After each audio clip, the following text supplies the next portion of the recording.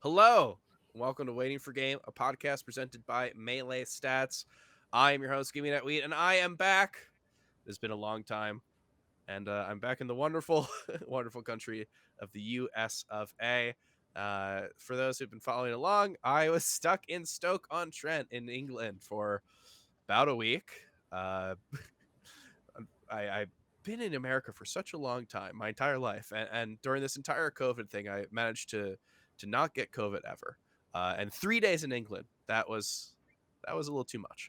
Um, so so if you want to see anything about the debacle that was around that, you can check our last episode. But I am back. I'm in America. I'm at my desk with my uh, Donald Duck statue in the back. So we are ready to rock. We are ready to roll. We are going to have a great episode. And my bespeckled friend over here, newly glassed, he wears glasses now. This is my good friend Edwin Budding. Edwin, I am back. I am taking the reins over. Your host duties are now co-host duties. How are you feeling? I'm feeling Okay, I think pretty good. As you can tell, I have glasses, new prescription glasses. My oh no, did my internet go out? This is so Yeah. unfortunate. Can no one hear me? we're keep going, man. we're having a show. We can hear you. You're good. You got new glasses. Is everything okay? Oh my god. Okay, well, I guess Swedish. Yeah, I'm here. Luckily, Okay. my parents' house internet is fixed. It actually was out literally like a couple days ago, so luckily we were able to get it back on, so I could be on. I'm glad. It's gonna be it's gonna be a really sick episode. I talked about how I had COVID in England. One of the really bad parts was that I had to stay in Stoke-on-Trent and isolate in a pretty shitty hotel room for a week. But I also missed a trip to Norway. I was supposed to go to Norway after. It was going to be super fun. So I missed out on a Norwegian delight, but at least we have a Swedish delight right here. So Swedish, I'm excited to hear about how you've been, but I think that there's a question on everyone's mind, and it's I think it's been something that people have been thinking about, and it's only been exacerbated by you getting top 8 at WaveDash. How are you feeling about Melee right now? What's your relationship to the game? Whoa, just like that feels like a really heavy question. It's like, Okay, how do does you? it Yeah, feel? I can. Yeah, that's like so like it's so open ended, right? I mean, we're taught in medicine to ask open ended questions, but that's just like I can ramble for like half an hour if you ask it like that, you know? Okay, well, let's maybe we'll figure it out over the course of a conversation here. Let's talk about WaveDash then, because this is a tournament where this is the first time it's been held. This is by TOs who, if you know the region, if you know SoCal, you know that these reputable TOs. Jerry has run a ton of stuff, Friday Night Turnip, and just a ton of stuff now.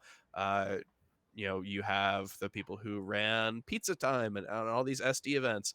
So getting the chance to put on a big tournament, it was something that I think had a lot of eyes on. And in the sea of all these normal California attendees, we have one New Jerseyan. We've got Swedish Delight. I guess a more specific question is, why was WaveDash the one that you decided to go to? Yeah, so funny story with that is I took a vacation right after my first month, and I was thinking of going to a tournament around this time. It was actually going to be SmashCon, but WaveDash opened up their cap and said, "Hey, you should come over." And I love going to the SoCal tournaments. I know the people there very well. I used to go to all the 2GG Melee events, and although it wasn't the 2GG staff itself running this tournament, some people did work there for a little bit at least, and this was just like a really cool showing of, what's the next generation of SoCal Smash. So, and it was on the beach, so like, how could I say no in that regards? True. So, better timing for me and my vacation, and yeah, being on the beach is so nice over there. Let me say, um, at least in terms of like why I wanted to go there. You know, Edwin it's knows funny. You this. have such a you have such a you kind of have like a nice little legacy of you going to the West Coast and doing pretty well. Of course, the mango champion yourself, and another long line of Swedish delight coming to the West Coast and doing pretty well. But yeah, That's it true. was really exciting. Yeah, it was really exciting seeing you again. I actually want to ask you, like, kind of what were your expectations like heading into this event? You know, this is the first time we've seen you compete on anything, you know, close to resembling the big stage in a while. So was there a lot of pressure? Like, what was your goal kind of heading in? Yeah, so for sure, like it's been like a couple years since I've been to a major tournament. The last one I went to was Genesis in 2019, right before quarantine happened. Um, and at that time, I felt like I was disappointed in my play. I just got too hungry at the end, especially playing all on Saturday and just having no meal breaks. And that's really like one of the first few times I felt like I could have done better just because of like physical conditions. And so I was excited for 2019 going on, like, oh man, I could do so much better because now I know it's not like my gameplay necessarily holding me back. It's just the tournament factors, which, as we know from this tournament, is a huge deal. The external factors. But then quarantine happened. I sucked online, but it's all right. I was busy in med school anyway, so I didn't have too many losses there. Um, had fun playing unranked. And then this last year, I was able to go to, now that things are slightly opening up more, um, with COVID, I don't know, being weird, I guess, and our response to COVID being weird. Yeah, I was able to Weird, go to huh? some locals. I still was able to win those when I played Sheik. Mm-hmm. But in terms of like my expectations, it was really hard to gauge, especially since. Is that my? What is all that? I'll be right back. Oh, Oh you man. you said the word expectations. That's our expectations alarm. Oh my gosh. I was like, But oh, yeah, I no, thought that was my go on alarm. because I think that there was. Hey, you talk about how you're confused by your expectations. Yeah, I yeah, I think that everyone else was because all we had to go off of was basically these like 2 or 3 stage select locals or whatever it was. exactly. And those times I dropped like my first few sets to people in a while. I still won the tournaments, but I gotta say I was playing on the Goomwave, and I didn't put in too much effort into Goomwave modifications. That was a Mm, problem because, as we all know now, they require a ton of upkeep and making sure they continue to work. I would basically use a Goomwave until like it couldn't move left or right anymore, and I would just be like, "Well, I don't have a Tri-Wing myself. I could get one. I could get potentiometers, but it really took like a while um, until like Hoborg would have time to fix it up, yes, or yeah. Keystone Light would be able to fix it up for me, and it would only be like I would be able to play in general for like only a little bit at a time because my Goomwave would fuck up, and that's my only controller I would be using. So luckily, I got a Hoborg controller for a fob this last week. Literally like 2 days before, I started practicing on that a little bit, just like a few minutes a day, and that really is all I could do at this point with the new controller like that. It's just like, I practice like the basic, like, Uncle Punch stuff, go ledge dash, and like Mhm. playing games wasn't even as important as just doing those things.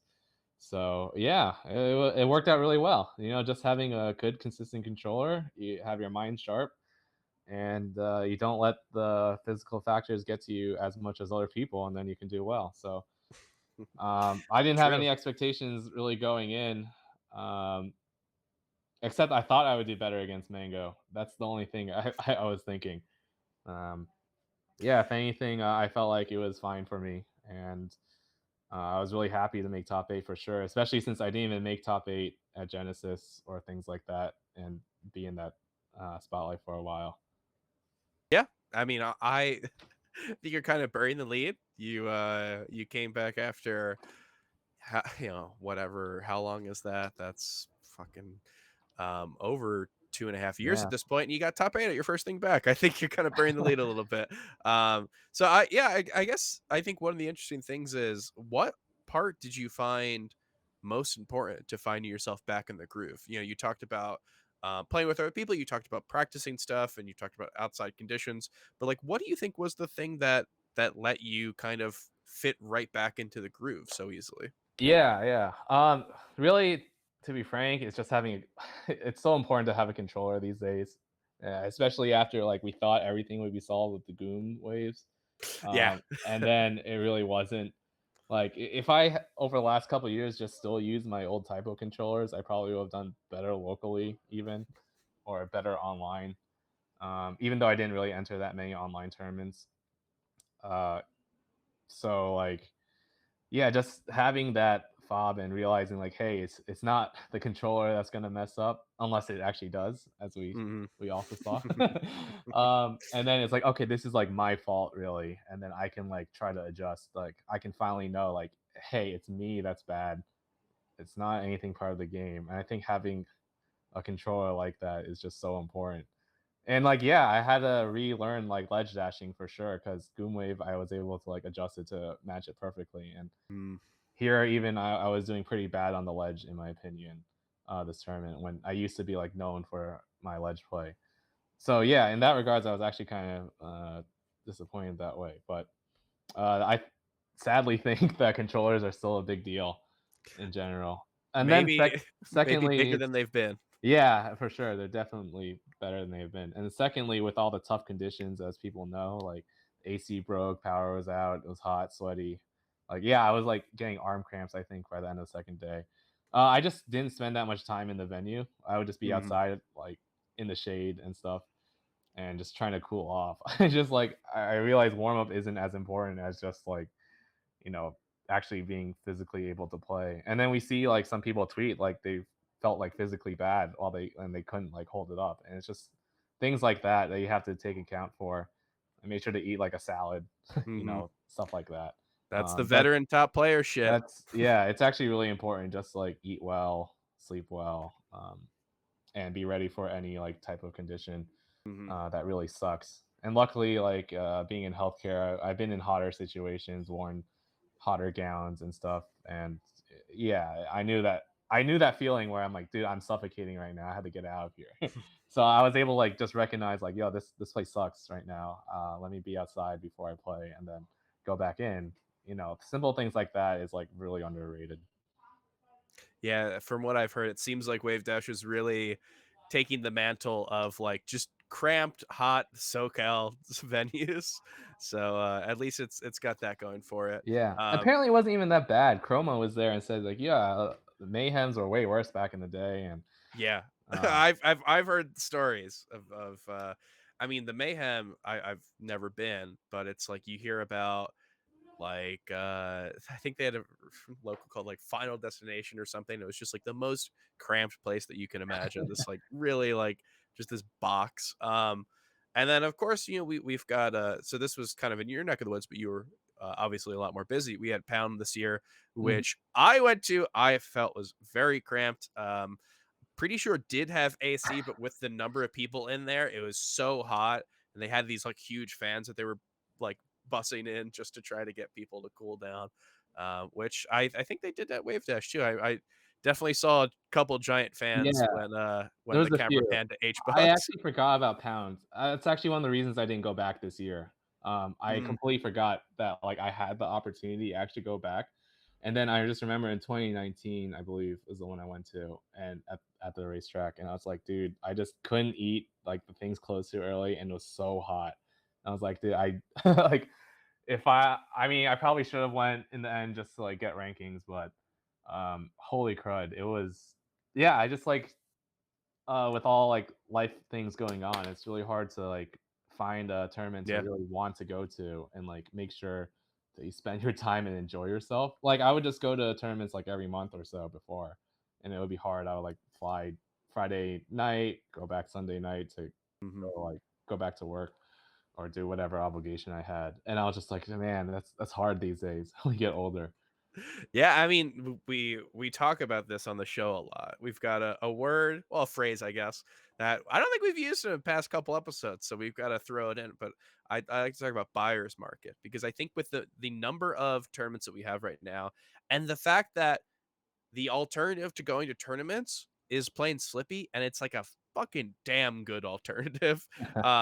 Like we have a lot of melee players who are content with passing on some tournaments if there's like something where they're like, okay, well, I don't like that it does this, so I don't think I'll go.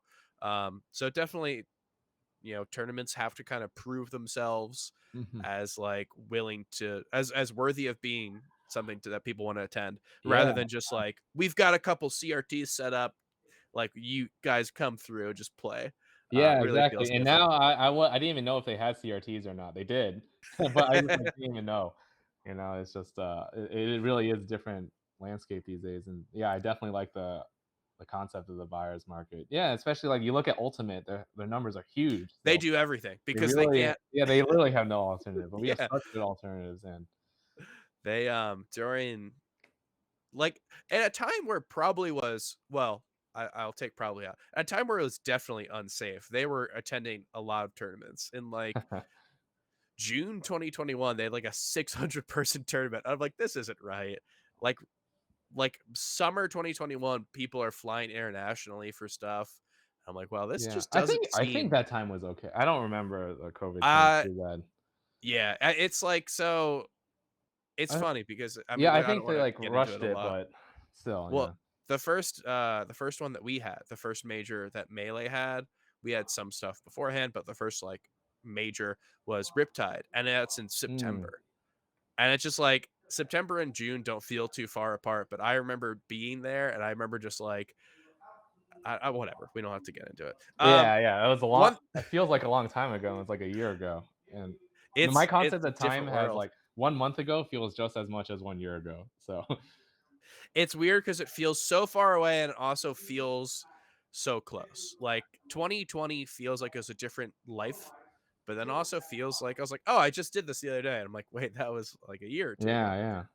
But speaking of like that type of stuff, let's talk about these new players, because this was probably, outside of Slippy, I guess, and outside of the Jersey locals, this was probably one of your first times to get to play all these players since they got to the top, right? Did you get any like fun friendlies in with any new up and Oh, comers? yeah, I think the biggest regret I have from the weekend is I didn't, like, play with Jmook enough, I didn't get a picture with him and stuff like that. I saw him, meditating in the blazing sun, I just, like, observed him, it's just like, "Wow, this guy is amazing." He, like, in the bathroom, he, like, washes his hands for the perfect amount of time.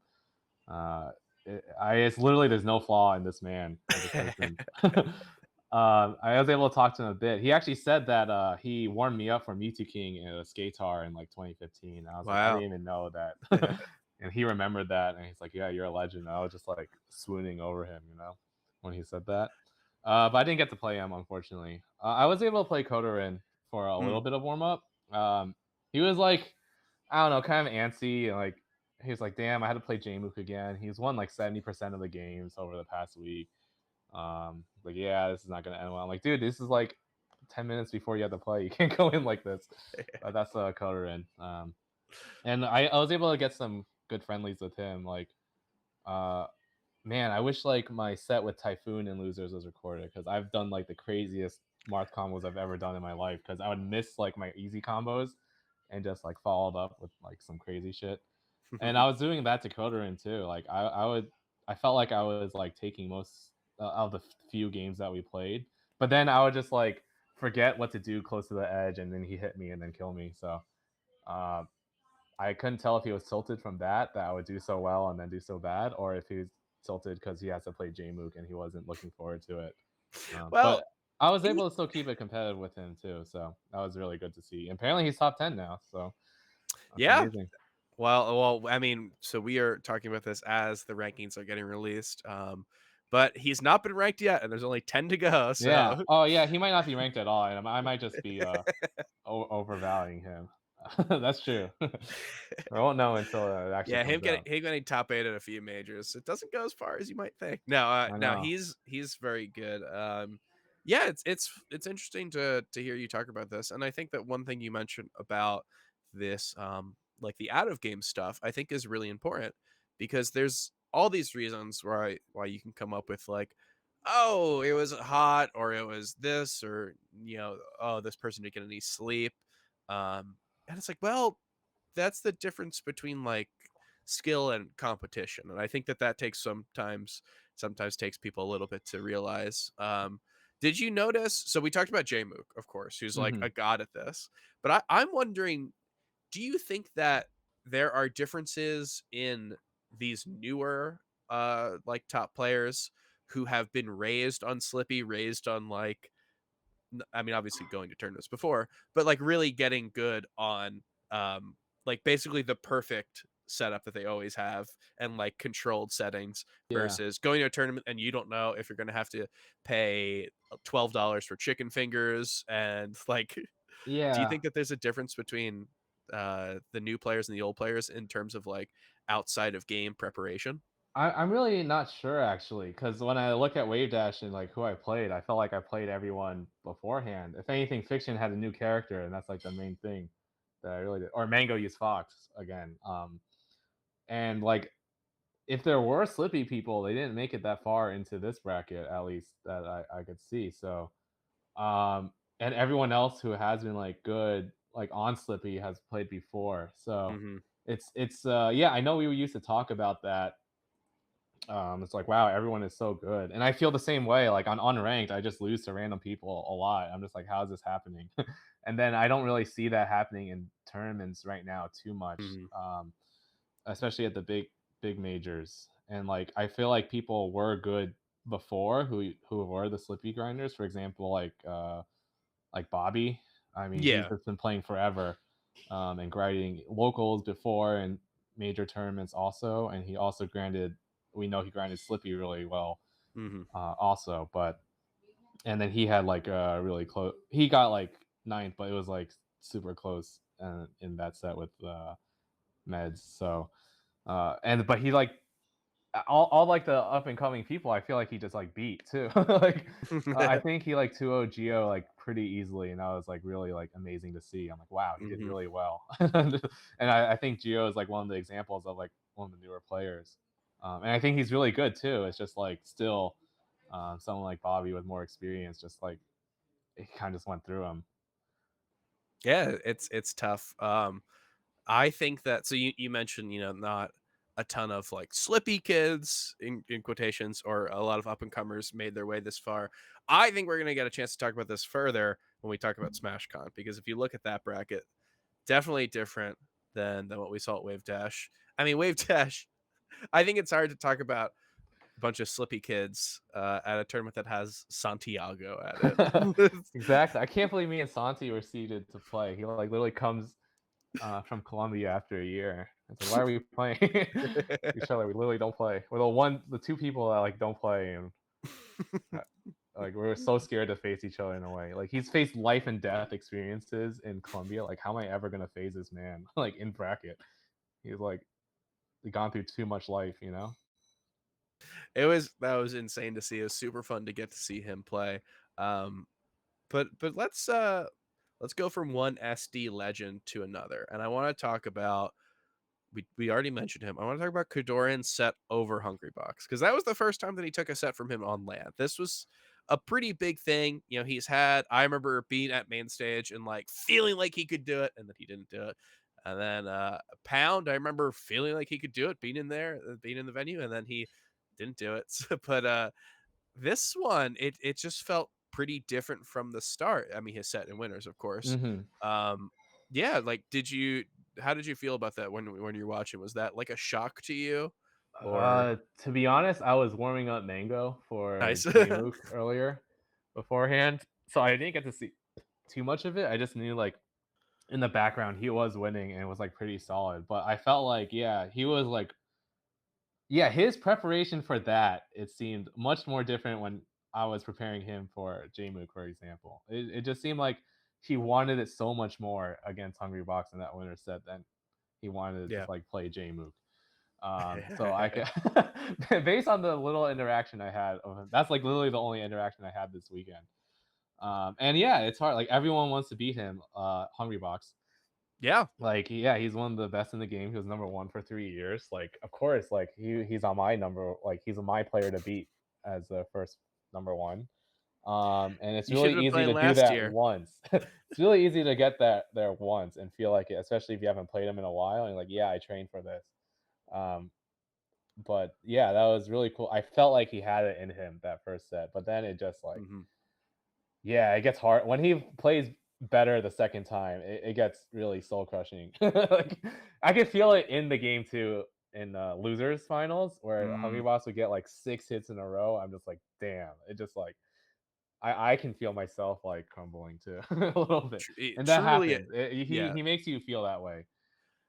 Just like a different beast entirely, it seems. Yeah, he's funny because last year people were like ready to write him off, and for good reason. He had a lot of set losses that he wouldn't normally have, and then this year I like felt it before Genesis. I was like, I think he's gonna do well this year, Yeah, and I felt that he's too. been living up to it. Yeah, Yeah, and he he even played Ultimate this weekend, Hungry Box, and he was he literally had a like so good win. busy through like yeah, he did everything amazing. And Yeah. I'm just like, he knows it's hot and it's rough out there, but he has like that's why I'm okay with Hungry Box being number one.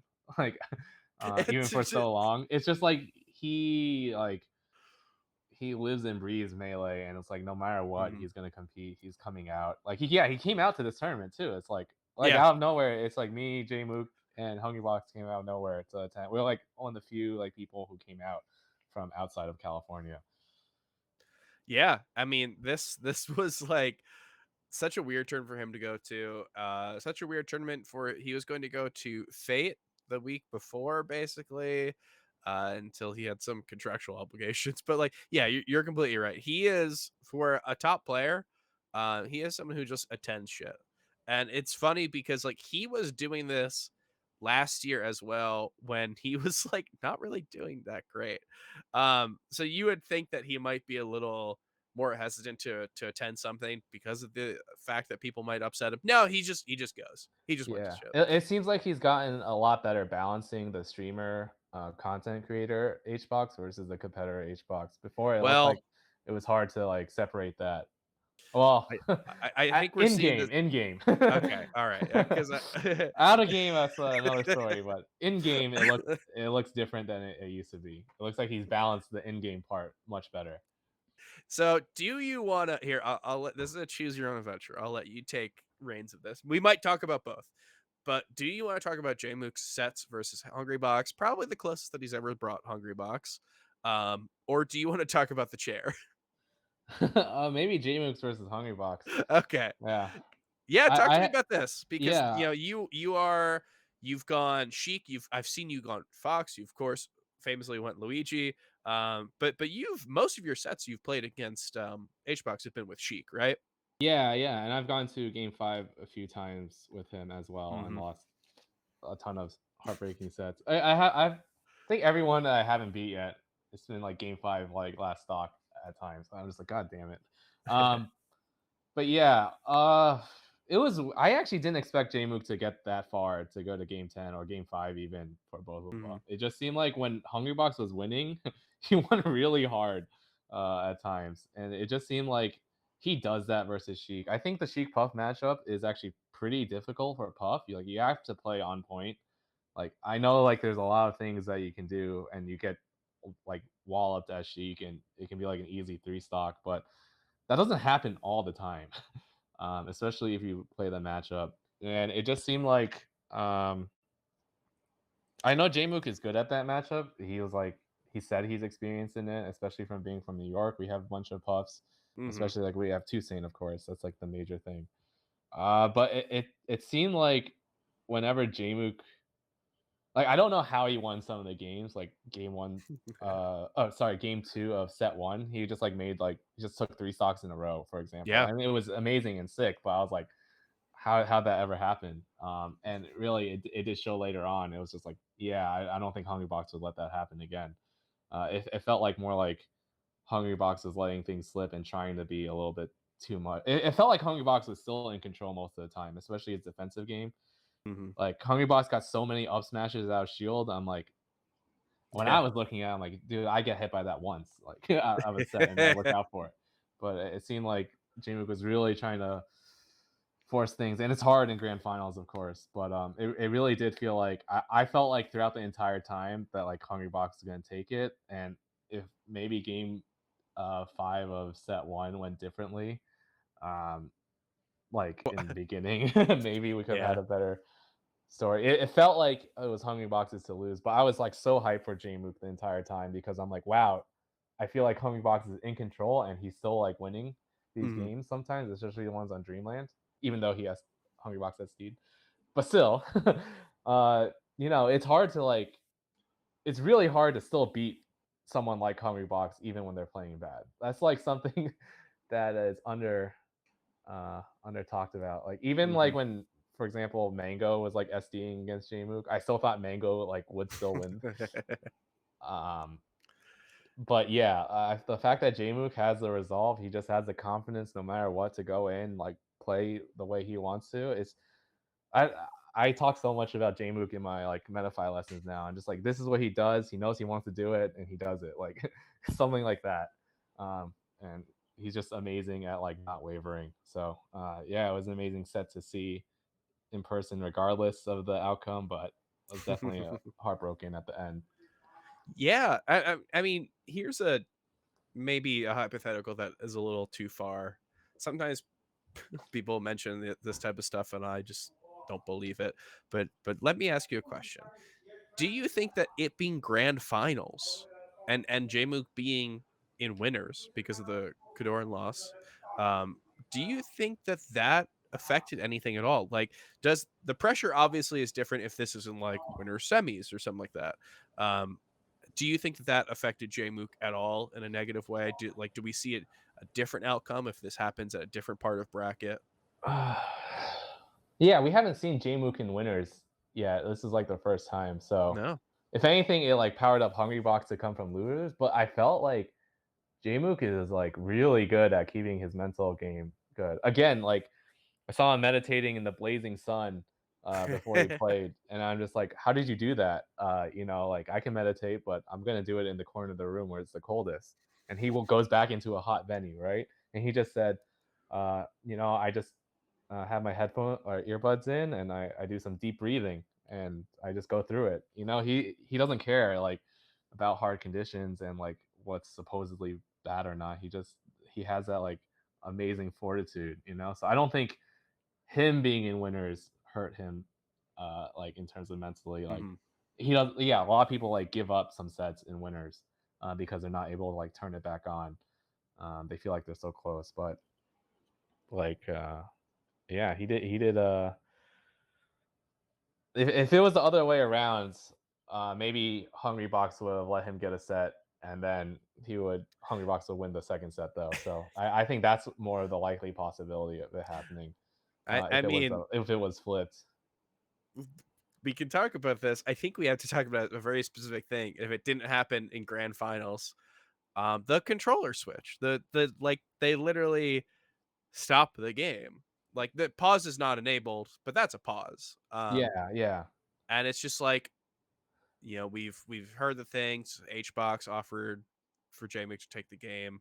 No one, I don't think anyone takes that. I Like know. No, I would. I would. you, If you there's anyone to do it against, it should be HBox. I'm like, dude, it doesn't matter about your reputation at that point. We would all be happy. I was like telling everyone, like, this is the one time to do it. When HBox's controller fucks up.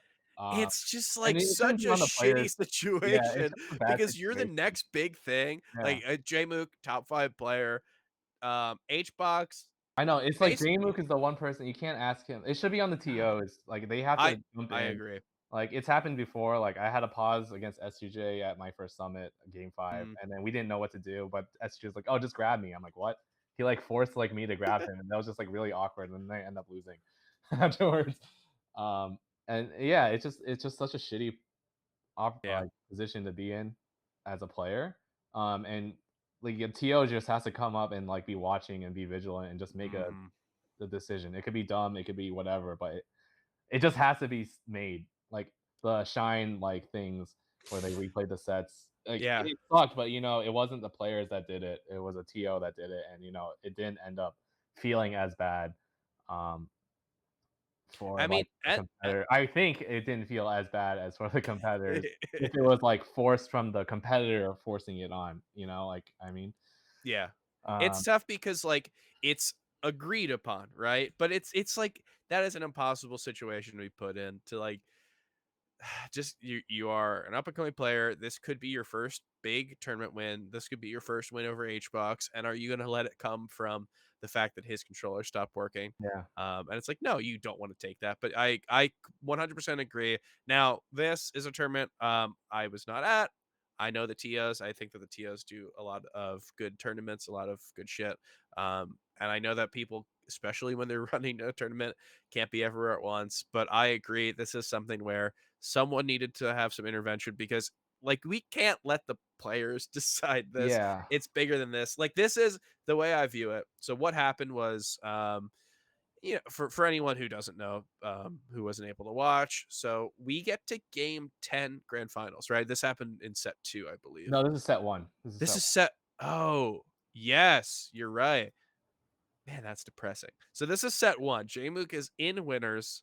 This will be a win if Jmook takes it.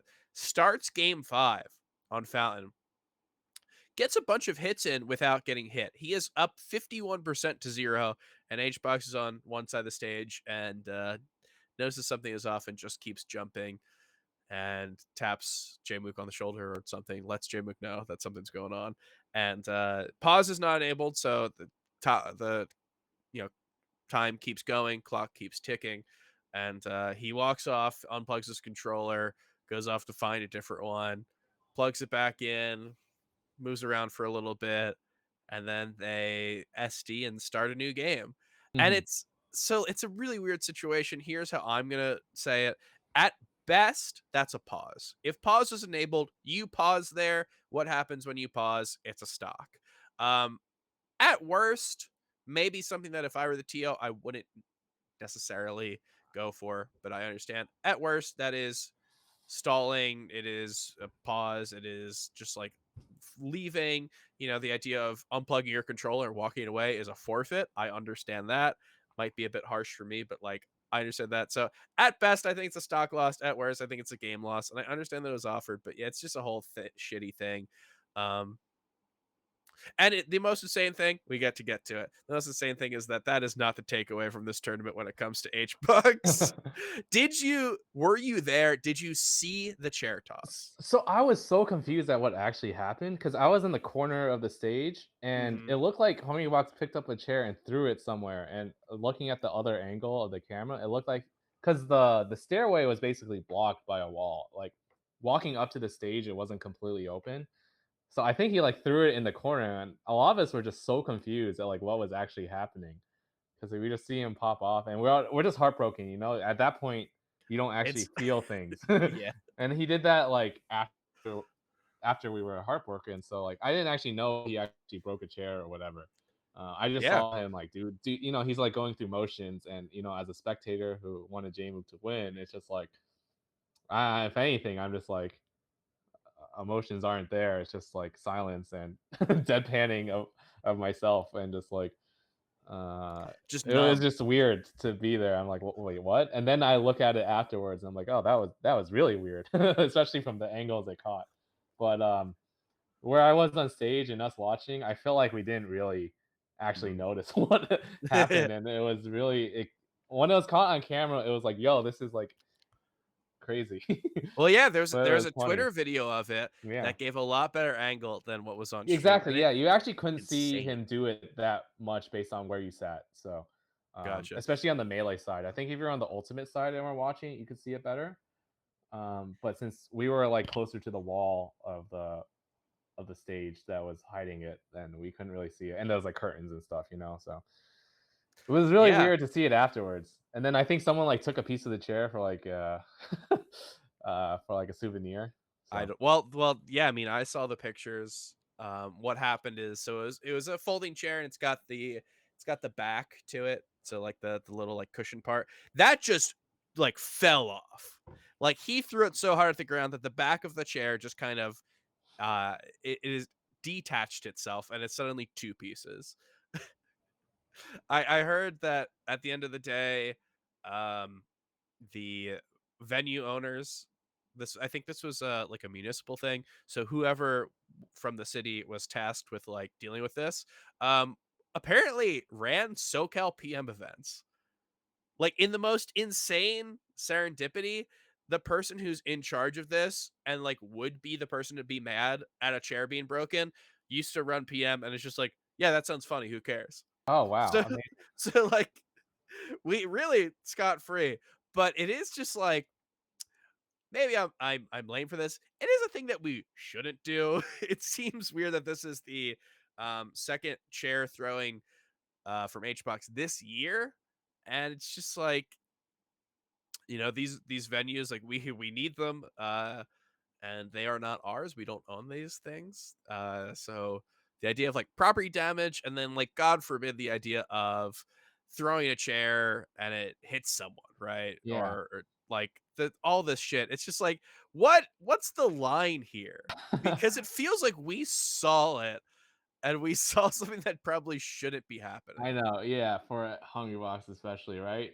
I wholeheartedly believe, like, this is just chance, right? That he knows what he's doing a little bit and like aims things around, and it would definitely it's still possible, right, that he's gonna hurt someone, but he's hurt himself like way more. Like he kicked a chair, I think, at Smash and Splash, and like uh broke his toe or something like that. So I don't think that's not swaying me that he shouldn't be able to do any of I this. know yeah, I'm just like You're yeah, right. he's been It's doing more too harm many to excessive himself things. than to others. The fact that he's harming himself is enough of a reason for him to like not do it, and we should like step in to like save himself if Mhm. anything. But yeah, it's still not a good look, you know. No. Yeah, we're having fun. We're joking about it. I think that it'd be nice if someone told him to stop doing that, Yeah, because you don't want it. You don't want like the next time to be the time that something yeah. No, goes wrong. I want the funny like the people like saying we should put weights on the chairs. I want to see him just lift up a, No, he's gonna. like a Yeah, weighted chair and just like lift it over and it's like gonna be actually 500 break pounds. stuff. He's gonna throw it into like I the know he's not like the weakest guy, you know. I think that would no. like it should by doing that it'll just be more over the top and more ridiculous. But They announced the weighted chairs at every major, and suddenly his streams are just like workout streams, and exactly, he's like deadlifting 500 pounds just for the opportunity to yeet one of these chairs. I know that's something I'd be waiting for. You know, I just want to see that. I just want to. I'm okay Well, with all of us being super fit and jacked and stuff. You know, that'll be great. true. We gotta yeah. Maybe that's why we need the 500-pound chairs because we gotta Yeah, get there. exactly. No, we have to. Oh, dude, this is a side, but I know we talked about the Slippy people. I think one of the greatest players who would have been there was Mech. I actually talked to him afterward. I congratulated him with top 50. I'm like, dude, hearing about this like no AC and stuff at WaveDash. If you were here, would you still do push-ups? And he said 100%. It'll make it more difficult. And he said he was. That's the reason why he would do it. Especially, I think he would have done amazing at this event. Like we need more people like that for sure. He's like I feel like the anomaly of the Slippy guys in terms of like spirit and headstrongness. So I He's a think, character. He's definitely but a he's been good. around for so long too. So Yeah. Well, I mean, yeah, all the my Slippy brother guys used to have. play him when he was in med school in Chicago. So like, Really? and Yeah. that was like before Mech was like Mech would like lose like rounds 1 or 2 like even. He's been playing for quite a while, and he's really like built himself up to become like this. So again, like he was better in the Slippy era, but still like he's been training for so long, which is inspiring to see. You know. One thing about we're gonna bring it back to about just how amazing Joe Mook is. I don't know if you got to see their summit set, which was actually pretty close. Shout outs I think I to saw Mac. that. Yeah. I mean Uh, I know I saw that, but I don't remember too much about it. well, it doesn't. I'm not going to talk about the set. Yeah. J Mook, he wins it. It is pretty close, but J Mook wins it.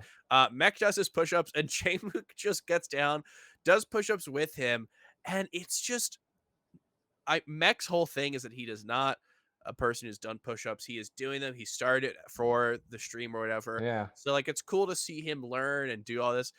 But J Mook was like destroying him. I know, They and he had were like the perfect form for they push-ups were too. oh, Like it was so perfect smooth. for It's this like guy. There's I two thought levels. like I could see Mech like yeah, he's like a little bit like I don't even know how to say like stiff in it compared to Jmook. I'm like, yeah, I can see Mech getting injured way before earlier than Jmook would like in terms of these push-ups. So yeah, another amazing thing about Jmook. That's also one of my goals eventually this year is to do push-ups with Mech on stream.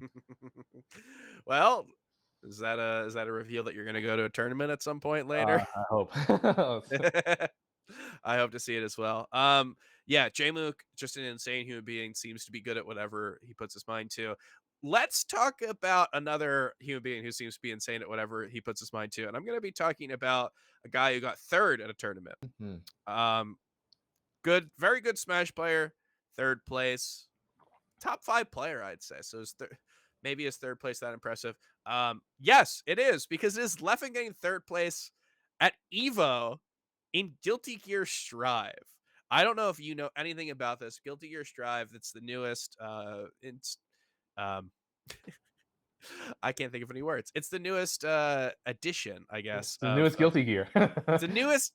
Perfect. It is the newest Guilty Gear. This That's has cool. been like their big transition into being kind of like a fighting game that I think that the masses can play, and nothing exemplifies this better than Evo, where it was the game with the most entrants out of every game here. Bigger than Street Fighter, bigger than Tekken, bigger than these juggernauts. It's Guilty Gear Strive, and Leffen, like he's been doing with other fighting games, like he's doing with Dragon Ball Fighters, and like he did with Marvel vs. Capcom way back, and like he did with Ultimate. It's just been like dedicating himself while being one of the best players in Melee. I think he ended up getting. He went to Combo Breaker. I want to say he got like 13th, 17th, somewhere around there. He went into this, he got third place. So we don't need to get into the aspects of this. I will say this is insane. He was seated 39th, and like, you know, the thing is with the big game like this is the first time that a lot of people got to play each other. So maybe the seating's not necessarily as accurate as like a Melee major where we've seen these players play all the time. But just like the insanity of Leffen coming into this as a side game, seeded 39th, beating probably what many consider to be the best player in the world, which is Latif, and coming out in third place. Just insane. So we don't have to spend a lot of time on this, but I felt like it needed a mention. And if Edwin were here right now, he's attending other stuff. But if he were here right now, we'd have we'd have a little bit to talk about, because there's always this thought in Melee stats about like, what if Leffen didn't do all this other shit? What if Leffen were worse at Dragon Ball Fighters? Does he become the best player in the world when in 2018, 2019? If Leffen were like worse at Ultimate, you know, and now we have a new fun question where, well, if Leffen does Leffen getting third, is that good or bad for what it means for Melee? What do you think? Do we see Leffen more? I know, it's just it's a crazy. He's a gamer. If anything, I think he would be if he had to choose, he would choose Dota. He would get so much money, and he was really good at Dota, and he follows along the scene. Um, yeah, he's one of those god gamers for sure on our scene, along with Void. Um, Yeah, Evo winner, yeah, multiverses exactly. Evo winner Void. But you know, Melee is just such a special game. We don't do it for the money. No. It's like we have a strange obsession with Melee. So he'll be back. He just loves that game too much, and it's just funny when he wins. Like when he beats Zane with Sheik, I think he probably enjoyed that a lot. Just you can pick something up and just like win after he said he would do it, or even like when he won in Europe, like with the Frame One controllers. He just like Yeah. did it because he wanted to try it out. So yeah, it was definitely. I have no idea what's happening in Strive. To be honest, I can't follow along. I don't play other games, even though I have a fight stick that I was graciously gifted Nice. by Raging Cherry a couple years ago. I just haven't touched it. Sorry.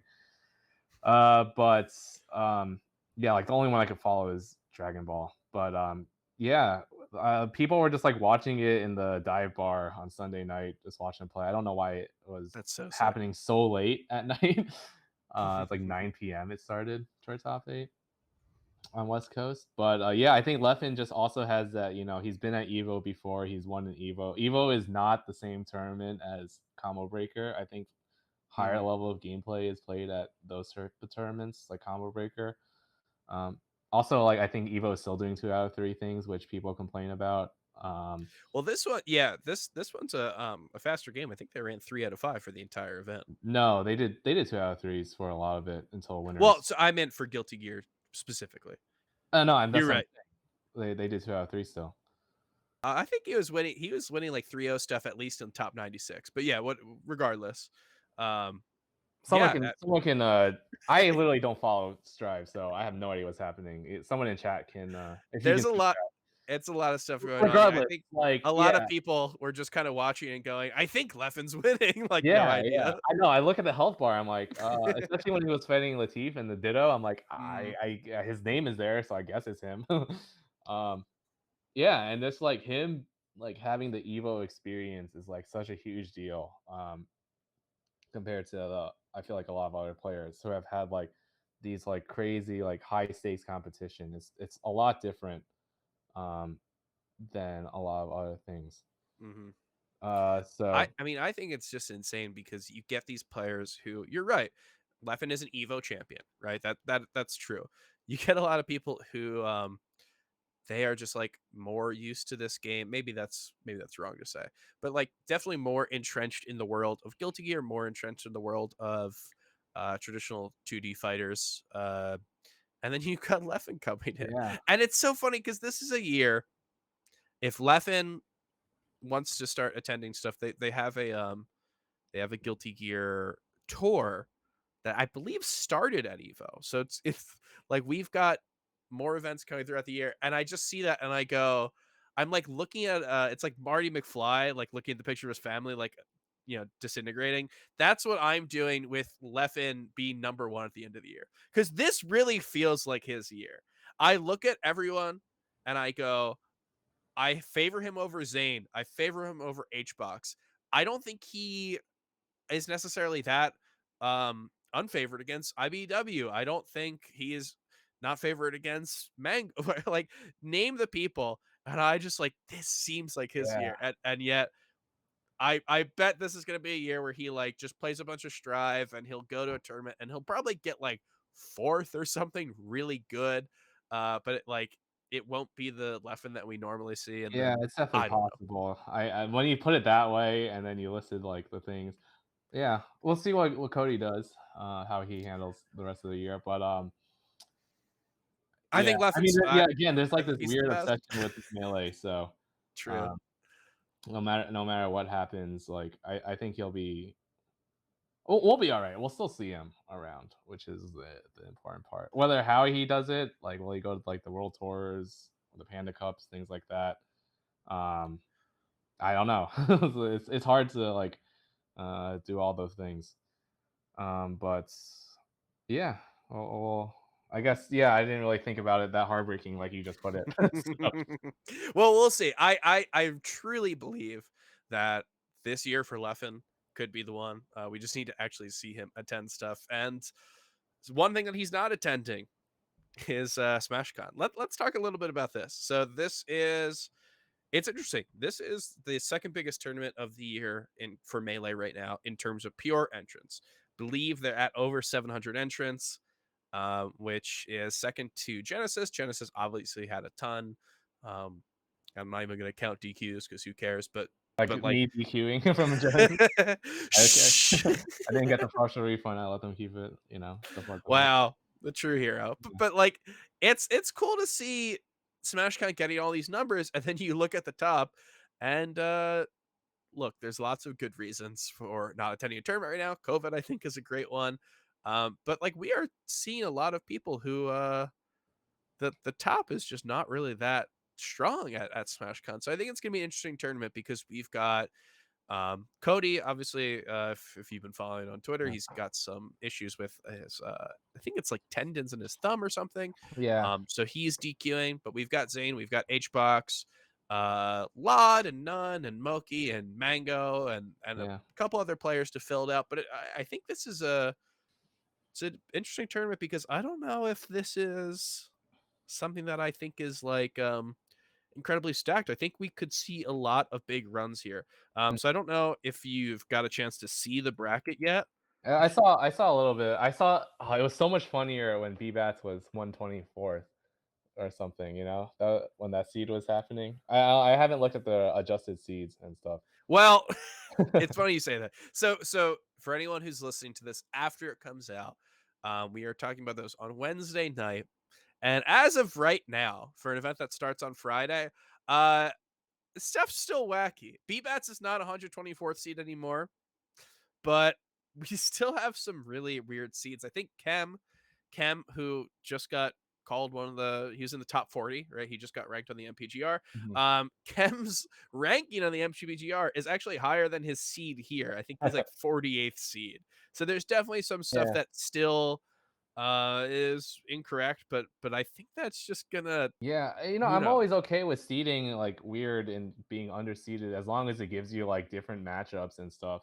Hmm. Um, and you face other people that you don't usually face. But usually that doesn't happen either. So that's like the problem with like the seeding too, It's like I'm okay with intentionally underseeding people even at locals, just so Hmm. that we can have different matchups from time to time. But it's hard to do. It's definitely not an easy job.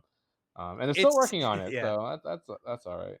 It And let me seems like just the say, oh, seeding here, we're gonna see really similar matchups, just like a round or two before they would happen.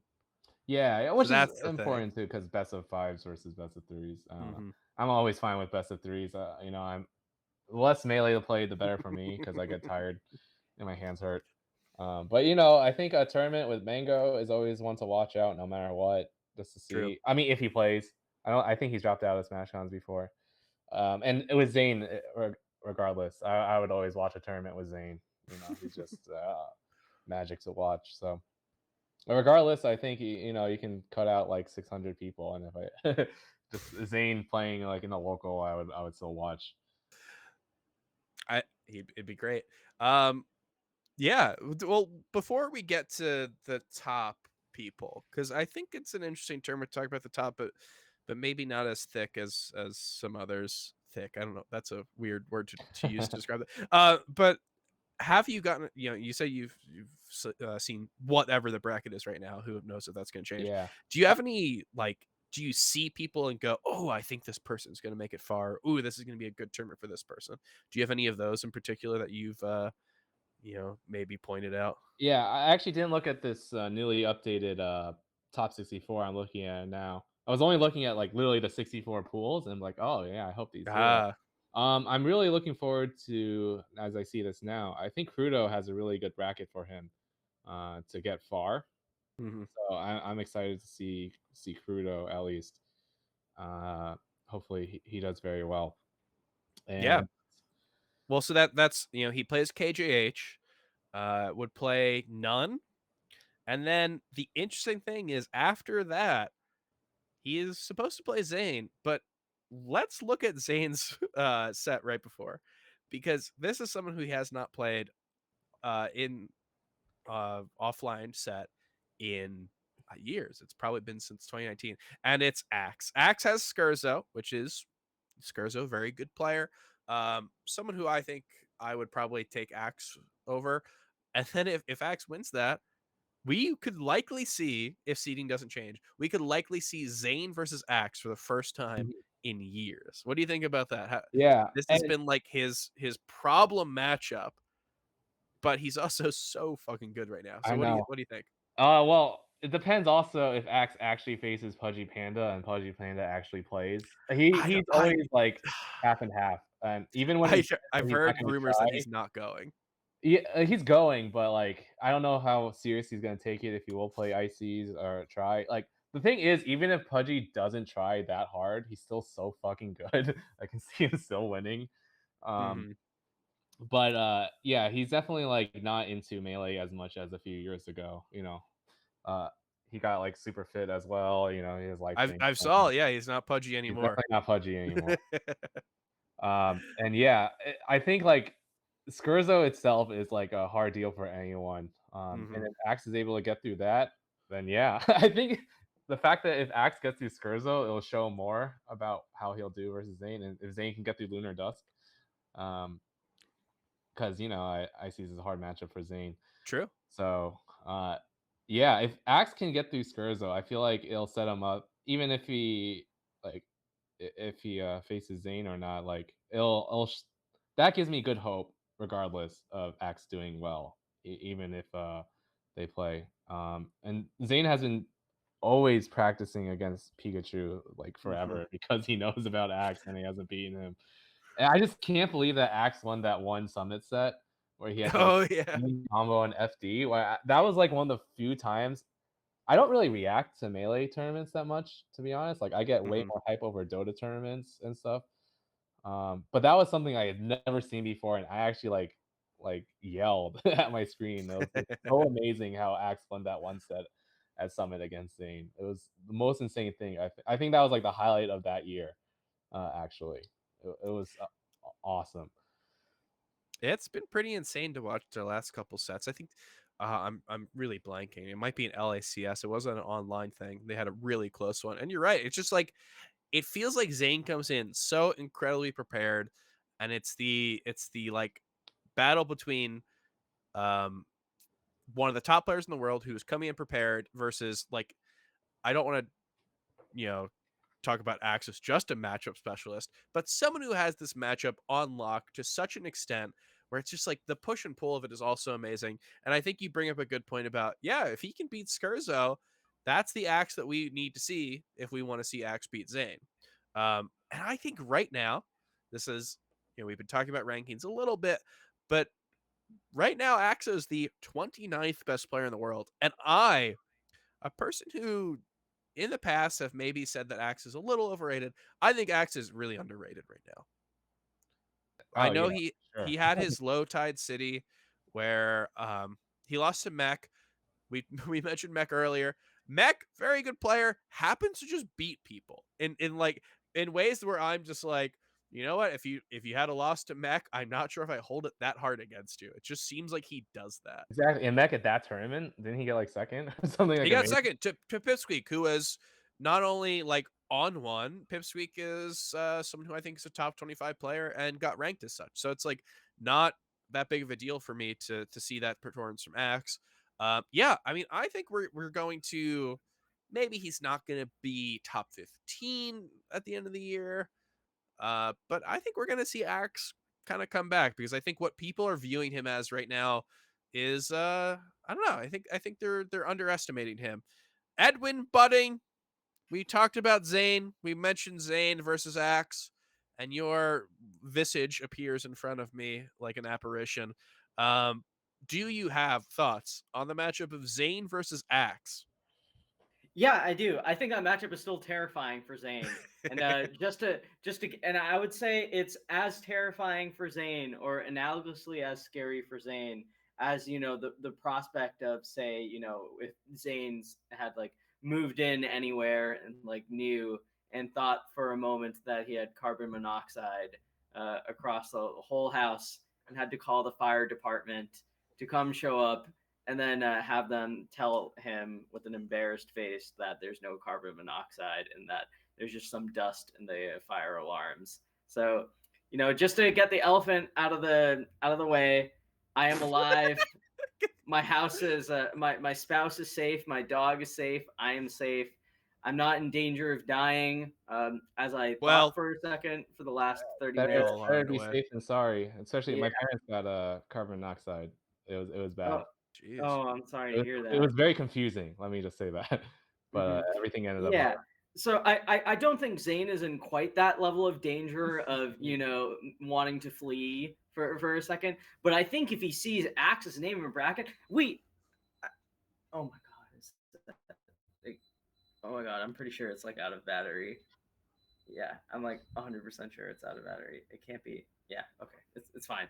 Yeah. So I think it's a pretty terrifying chance that, look, they literally went across the house with like a detector. Like there's no, Edwin, you're not gonna die on this episode, right?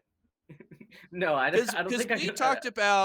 we talked about me getting like robbed or something, or me like falling off my chair and passing out, and like that's good to get on like live stream fails. But I think if you die, it like horseshoe theory happens, and it's not interesting anymore. It's just like sad, and people don't like click on it. So I will for in terms of melee stats, I think we're better off if you stay alive. Yeah, at So least open the door or something. Yeah, I don't Open think the I'll window. die. yeah, I do think if this I is your die doctor on talking to stream, it you. would get you. Yeah, I think if I died on stream, the channel would get banned. Oh wait, that's Yeah. right. Swedish, help me out here. What Yeah, what are just my warning I signs? no, yeah. If you're like acting really confused and stuff, you need to go outside and That's exactly what you need Well, to you do. did Just say have you were confused ventilation. about Axe's chances versus Zane. Yeah, so you're No, pretty no, much on thought. No, if he like starts like actually saying like gibberish and saying like, "Oh, I'm in I don't know, the car right now," when he's here on the computer, then no. that would be like, "Oh." No, Or he but doesn't know the I day of agree. the week. Yeah, He but I says that agree with Lee. he I when think he says that HBox is gonna beat Zane, that's when it's like, okay, someone send over the yeah, ambulance. well, you were talking about like what are Axe's potential paths, right? I think like there was a stretch of time when Axe was like if you saw Axe against like a top 50, top 100 Fox player, that was scary, right? But Mhm. it still is Axe, right?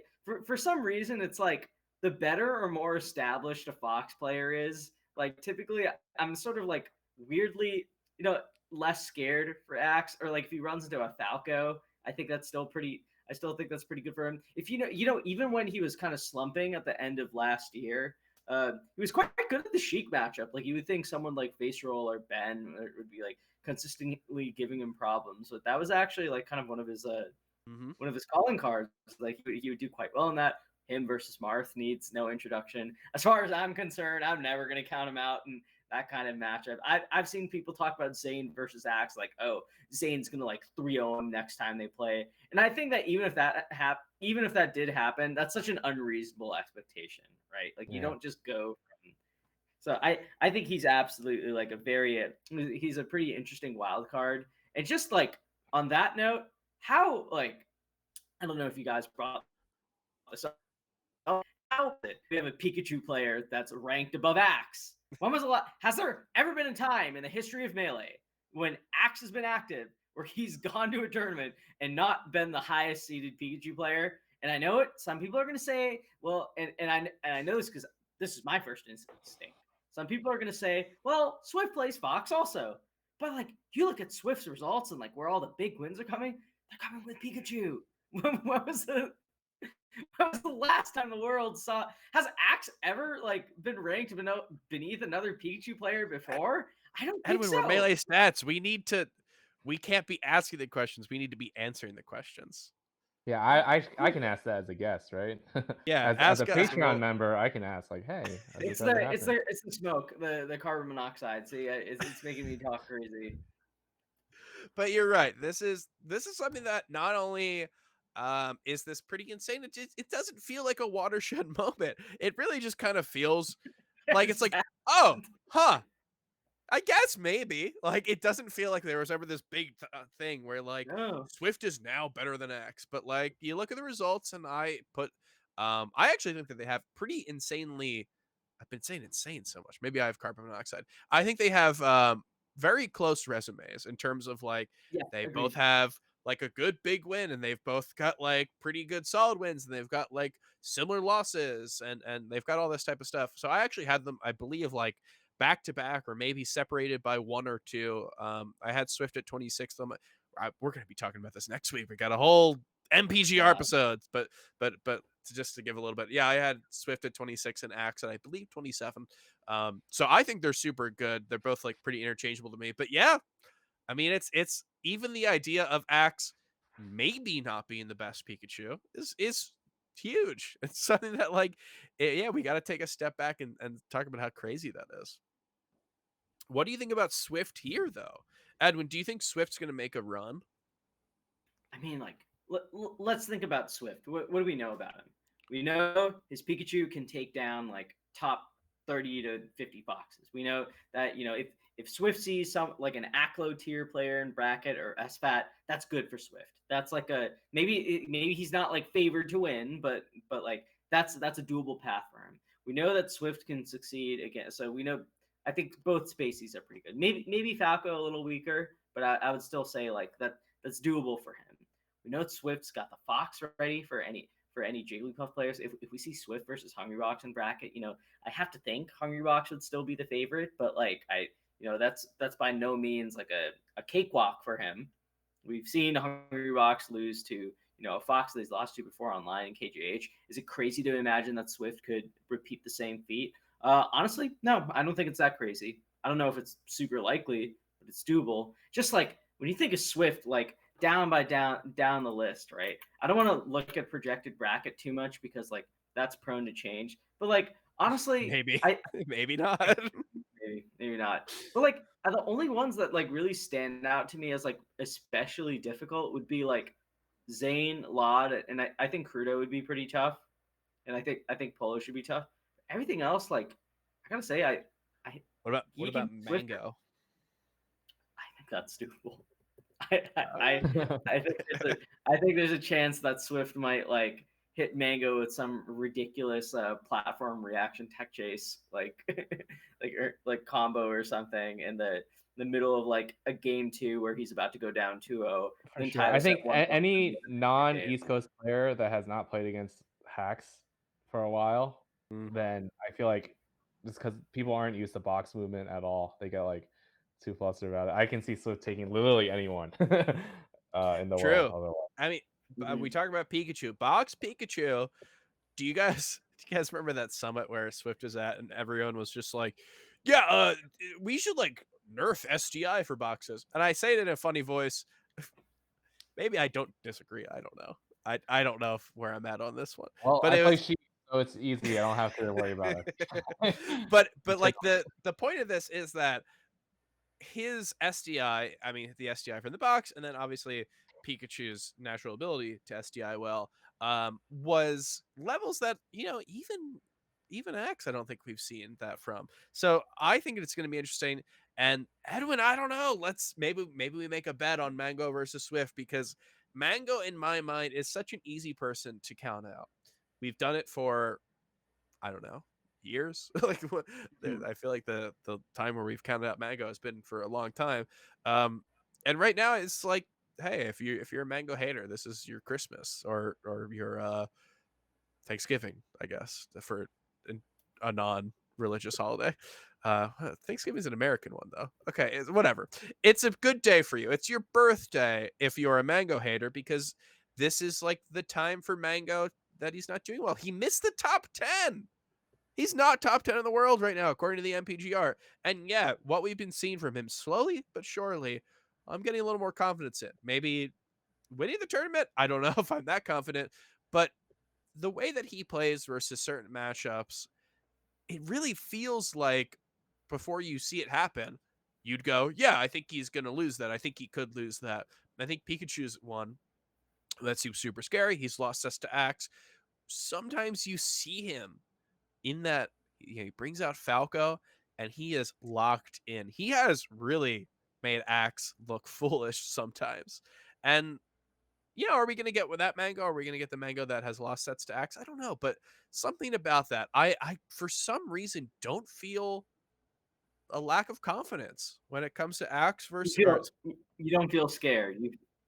You're like this is what he needs, a box Pikachu. I just feel like there's a like look I'm not and look I played before. can't do it. I just Mango think did win before, right? At Summit. yeah, but it was really it was like It very was game very 5, scary. but still. Yeah.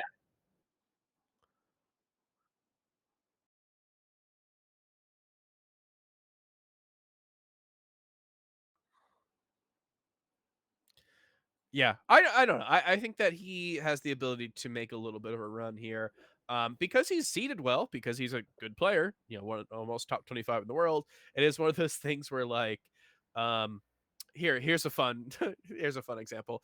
Zealot this year was not on my top 50. Zealot is a player who I think is super good, but How is was the getting top 50? I was so confused.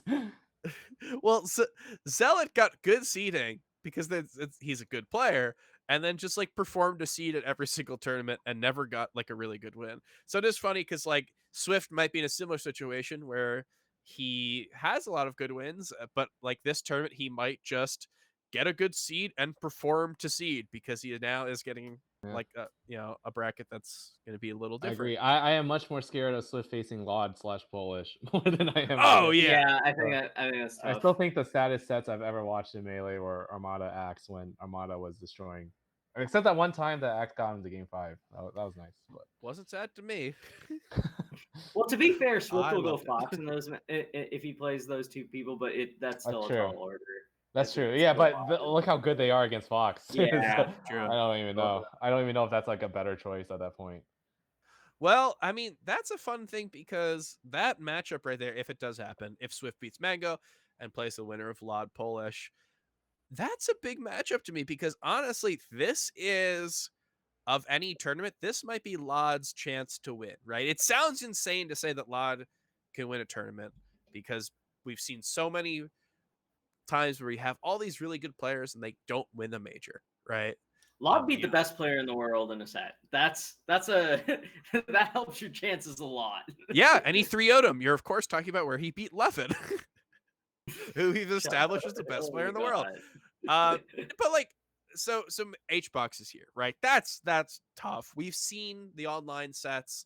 Um, unless Panda's watching, then we haven't seen any online sets. No, but we've seen the sets where Lod's able to do it, and we've seen the in-person sets where it's super close. I still think it's gonna be a tough matchup. Still not something where I go. Lod has a really decent chance at beating HBox. I think This it's feels still so HBox favored. different, doesn't it? Like the level, I feel like by the numbers, we should take Lod's chances of like beating Hungrybox much more like seriously. But just like for some reason, like you see the name and bracket, and like you see it like the stakes, like when they both walk up to the stage or whatever, and they're both sitting across or next to each other. It's just like very. I still think that's very scary, even though like HBox for is Lod, scary. like We talked. Swedish yeah, and I like if talked you're about it Lod, you earlier. don't want to.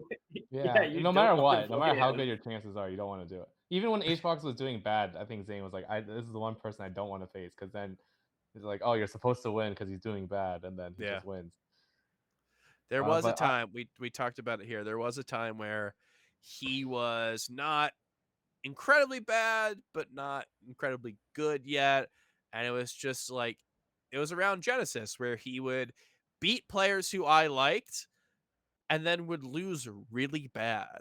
And it's just like, well, it's not fun when he beats Polish in like a really long 3-0, but then it's also not cathartic when he gets like demolished by Cody. And now we've seen a different H box from even earlier, even from like 4 months ago, 3 months ago, whatever. At this point, we've seen a different H box where he's more competitive, and it's going to be a different thing. But even then, if Lod's going to win a tournament, he believe he's in the same situation as you, Swedish, right? I yeah, believe he just graduated med school. yeah, and he's doing a harder residency technically. Although he said that he's not as busy as me, but he's on call a lot. So Mhm. I think with him, it's either he's going to do amazing because again, like for me, for someone like Santi, we've just been burned out on life that melee isn't a big deal to us, so we don't get like we don't get shook or whatever. It's just like nothing is as bad as we're doing on a daily basis. So I can see him either doing like amazingly well, like easy top 5, or he is actually burnt out and will do really poorly below his seed. So I don't think he's gonna be in the middle of that. Mm. I think I'm leaning more towards he's gonna do well, especially if he has time off to come to a tournament. He'll be able to get some practice in. And as long as his controller is good, me and we talked about that. All comes back to controllers, Awesome doesn't it? Oh controllers. my god. But then I think he'll have a really good run. He is definitely a person that has really, really quietly become a bit of a gatekeeper. I don't know.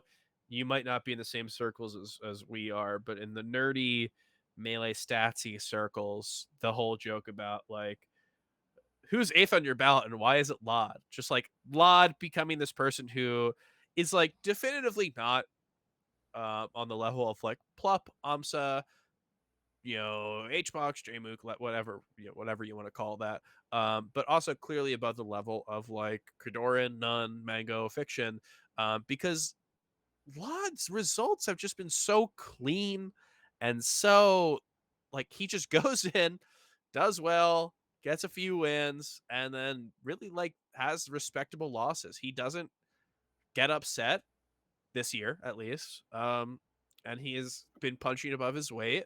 So something like this, it's like, yeah, it's going to be interesting. Can he keep that situation up of not having bad losses? And is he able to keep punching above his weight? Because this is a good tournament to do it. beat Mango already this year. He beat Zane already this year. HBox is the one who we've seen it go super close. So yeah, it's gonna be an interesting tournament for Lod. Yeah, for sure. I mean, I just like I knew Lod would do well this last year because he was in his 4th year of med school, and that's like notoriously when you get power ups. Like my brother in Chicago in his 4th year, he beat KGH in a boo like randomly, and I unfortunately did not have that 4th year power up. I went straight after 3 years. So I think like yeah, just all the experiences he's had this past year, even if he's been really busy in July, working so much and starting his residency, I think like yeah, it shouldn't really like falter like all the past experiences he's had this year. He's still gonna do amazing, I think. So I want to put my money on him doing really well this tournament. Mr. Budding, what do you think? Edwin, what do you think? There's I'm actually gonna switch gears for a second because well I guess the first thing I'd want to mention is that like Lod is so he's just like it's been really incredible to follow him because I feel like he's always been like the standard for different levels of play, but they've kind of like escalated over the years, right? So like in 2017, this is something I always love bringing up, right? When Plups Luigi made its massive run through CEO Dreamland, we always just joke, or he always bring up like, yeah, you know, Plups Luigi did great versus Nintendo, did great versus Drug Fox, Ginger, all these people, but like, do we really think it would be a top 10 in the world? Like, does Plups Luigi beat Lod? Probably not, right? Like Lod solid top 50, and I was like, yeah, I think Lod beats Plups Luigi. And then like later on, when Lod became a top 25 player, it was like, oh, like name someone who's ranked 20, 25, and be like Lod. Definitely, right? It would just he was always the bellwether for it's like how good is Plups Luigi? Could he be Lod probably ranked 50 to 60 somewhere around there? And then it's like, well, if PP came back right now, he would probably do well. But can he beat Lod? And at the time, Lod was like, in the 30s or top 20 or something like that. Like it's just like for whatever reason, Lod has like been the bellwether, and it just keeps changing. So now now Lod is top 10. Yeah, I do want to quickly mention that there's another player that's kind of like this. That's really I don't think we've mentioned him yet on the show, or at least not since I joined for my life crisis. But I think that Chudat's presence in this tournament bracket is horrifying. That is a guy that could either get 129th place at this tournament, or he could get like 5th, and he'll just beat like 2 or 3 top 50 players, make them really sad. And like we're gonna look at like those players at the end of the year when they accomplish more things, and we're gonna see that like 0-1 or 0-2 versus Chudat. We're gonna be like, what does that mean? What does a set against Chudat mean in the year of our Lord 2022? Does And this it'll be any more info? It'll be like Geo. It'll be someone who's just like everyone just goes, fuck. Null lost to Chudat. Just like everyone's like, man, I for some reason I'm sad. Like the idea of Chudat has really not entered stuff and has that'd be hype. I'm not gonna be sad. it's just insane. I'm not a Chew hater, I want to be clear. But Chudat has entered a few things, and everybody who he's beat has just been kind of like up and coming and just like really someone who I think could do really well. And it just seems like in the most demoralizing way. Obviously, Ben, the great Sheik player, goes Luigi for Ices, and online has beaten every great Luigi or every great Ices with Luigi, and was starting to do so at Genesis, and then Chudat pulled out the Mario and ended up taking the set. And I think another good example is at Trail Invitational 2, whatever the latest Trail Invitational was. Chew played a set versus Wally, the New Jersey Peach player, and we watched this in Discord. We did. I love Wally.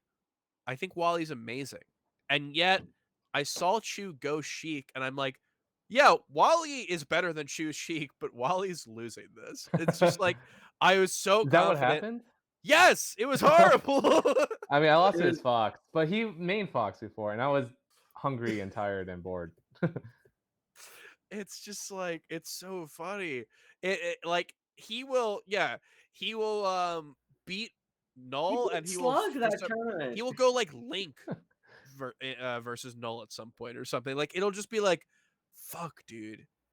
Like he beat the up and coming guy. Like we thought Null was gonna have a breakout here, and he beat him with Link. It's just like something demoralizing is going And to it's like happen. it's just so random. Like that Trail Invitational performance, he beat like Chem, J-Flex, and Slug there also. Like he's like beating these players that we like many of these players we just saw get ranked. And he's just like, this guy is not like grinding melee. He's not. I've run into a Sheik on unranked. And I'm just gonna say it, like relative to like Chudat and like where you would perceive him in like all-time legacy, it's not like good. Like, I'm not saying like I'm better than Ishik Yeah, or whatever. I think you're cutting yourself short. You know. I'm He just did saying beat like Sapi. I cannot believe this guy is still putting up results. No, and he And has a good bracket. It looks like. Well, if he can get through no fluxes, Yeah, I which think he's gonna go like Young Link or something against no fluxes yeah, and he be can go like, Fox. oh, He can go like Fox he can Link, go Link Fox. versus Ganondorf. Or He oh yeah, I guess he has a he Fox. Jigglypuff. He could puff. There's a lot of things he could do. Yeah, It he it wants. really it really feels like this is just like it's so funny. He doesn't enter stuff anymore. I've heard the stories, like Edwin has said, about running into Chew on unranked from multiple people, and they're like, It's just he sucks. He's bad now. And not then like he goes relative to to a where he tournament, is. he pulls out the dumbest character just because he's like, I think this could work. And I mean, I'm not sad. It's just like, why is this working? I'm confused. Maybe I have carbon monoxide poisoning. Dude, it's just like it makes no Yeah, sense. no, I Like mean, this is this the guy story of does not two. practice This is melee. always the story of two, isn't it? It doesn't make sense, and he's been True. doing this for years and years.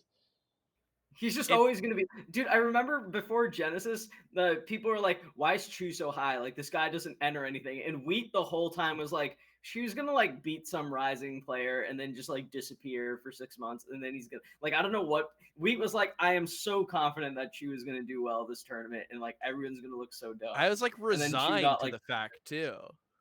It wasn't like I wasn't like, dude, he's gonna just. I was like, yeah, no, yeah, it's just like it's gonna no, happen. he's gonna beat some people. The Dark Gen X kept messaging me and was like sending me like Slippy files and being like, dude, watch how much I destroyed him when we last played. And I was like, I don't know. I think he's gonna do well. And he did. So I think it's gonna be the same thing here. I mean, he does have a seed that feels accurate to well right now who knows the story of SmashCon seeding right now. He has a seed that feels accurate to what he should be, and so maybe that will snap this idea of him performing weird. Is like the second we understand, like we think we understand, then it becomes different. So us thinking that he's going to go some weird character and beat some up and comer, maybe because we think that, it means that he will just lose to no fluxes and have and place to seed. Who knows? um, anyone else? When we mentioned a couple people, we mentioned Crudo, we mentioned Swift, we mentioned Axe. Is there anyone else here who you are viewing and you're like, I think they are going to make a big run? Anyone else who fits that? There's about like God, there's like there's three other people I'm really excited to see at this tournament that I don't think we've gotten to see much this year at like really big events. I'm really excited to see Lunar Dusk. I Yeah, think that's a I, yeah. I think Out I of said all the right? I said like I want to yeah, see him really. yeah. I'm You said excited. if Zane can make it past Lunar Dusk, which is the biggest compliment to Lunar Dusk that I've heard. Yeah, I'm excited to also see Rishi at this tournament. This Oh is someone yeah, that we saw kind of like enter some smaller events here and there, but not like go to anything big. I'm interested to see how his Marth stacks up against the field, or even like if he pulls out Donkey Kong whenever he needs it. Just generally like, a very perennially strong or annually strong player or whatever. And I think, I'm also especially excited to see Essie. I think she's done like really well at regionals that she's gone to in the Midwest. She's of course the overlord of Cincinnati. Just I'm really excited to see how she does here, whether it's her Fox or Sheik, any of the Mm. characters. I think it's always a treat to see her competing. Yeah, I agree. I mean, I mentioned it while you were surviving, while you were fighting for your goddamn life out there Mhm. in these streets. But I mentioned how this is The a streets tournament of where Sudbury. it's not uh doxing.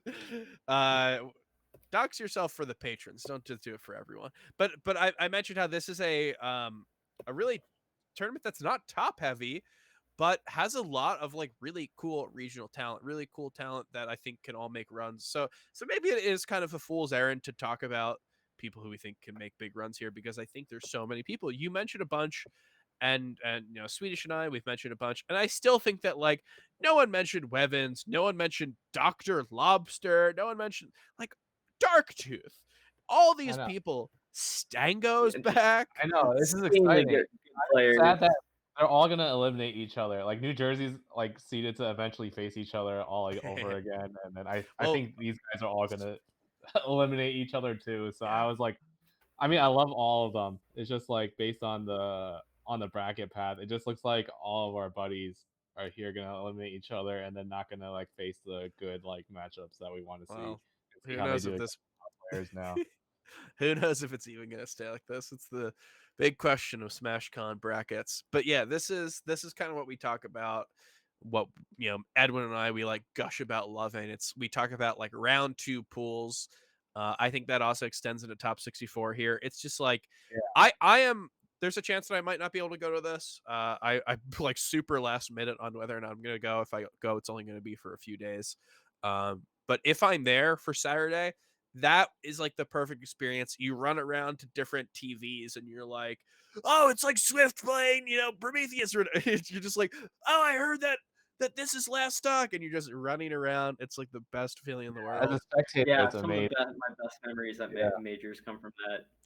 Yeah, as someone who Swedish, you probably don't get that experience because you probably have to I be playing.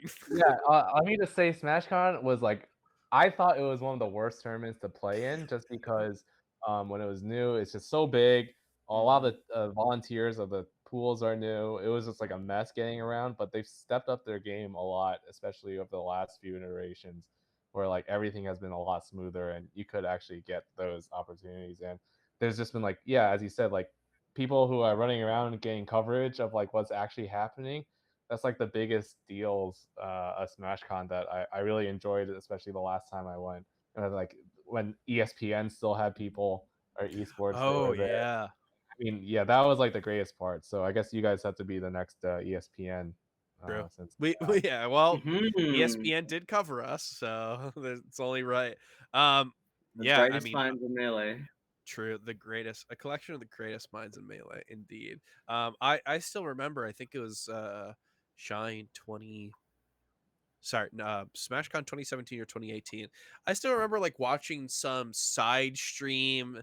Like I don't even think it was official. I just remember like watching like Cyrox KGH or like Red Junebug or something. I just remember like all these.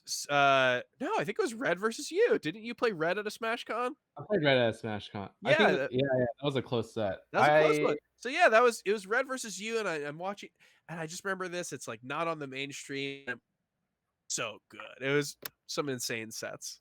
Yeah, and it was like SmashCon used to be right after Evo too. So Yeah. Well, it that was definitely a very hard still thing is. to balance as well. But it was also like part of the hype too. It's like, oh, people Yeah. do well at Evo, how are they gonna do? Um, we don't have that anymore, but it's Well, SmashCon. maybe for Leffen, not for anyone else. Yeah, it's cool to see all these things, and I had a chance to go because those are like the best matches to see. And this is a tournament where maybe you don't see the depth when it comes to top 8, but like it is a tournament where anything could happen in Yeah. terms of like top 16, top 32. And I can't wait to catch that. But enough talking about that. Let's talk about what it comes to, what it takes at the top. We have Zane here. We have H-Box here. We've got Mango. We've got Lod. Nun, Moki, et cetera, et cetera. We've got a good deal of people here, and I think the big question, the question that we talk about all the time, is like, what does this mean for Zane? Right? This is a good tournament for Zane to win, and after he has been losing a few tournaments, this is a good chance for this on. He can do this. He's not here. Someone who he really wants to prove it again. Unfortunately, he's not. Because of that, it means that Max, his path could be pretty solid. But the big question is that does that sway you in his favor? Do you think that he's going to end up winning? Swedish, I don't know if you got a chance to think this over, but if you had to pick Yeah. someone to win, who do you pick to win SmashCon Yeah, if 2022? I were to say like who wants and needs it the most, it would be Zayn. At a lot of the reasons that you said, especially with his like recent losses compared to his strong start in the season, and especially on his home turf, he's always done well at SmashCon. And then like second, who needs it the most is Mango, but I'm not there. well, Dewan is not there. I don't think he'll have a good time when we're both not there. So the one SmashCon he won, I was able to warm him up. I'm the warm up king. I warmed up Mango, I warmed up Nairo, and they both won that SmashCon. And yeah, I can see him again. Like maybe he just is able to do this independently, but I think that's like the sleeper pick would be Mango if he wants to show up or not. But otherwise, yeah, I really want, and I think Zayn has been putting his all into it, especially after going on vacation and saying like I needed a break, I need to come back. Yeah, I This do is think for him. that I think Zayn will win. I think he's the favorite to win.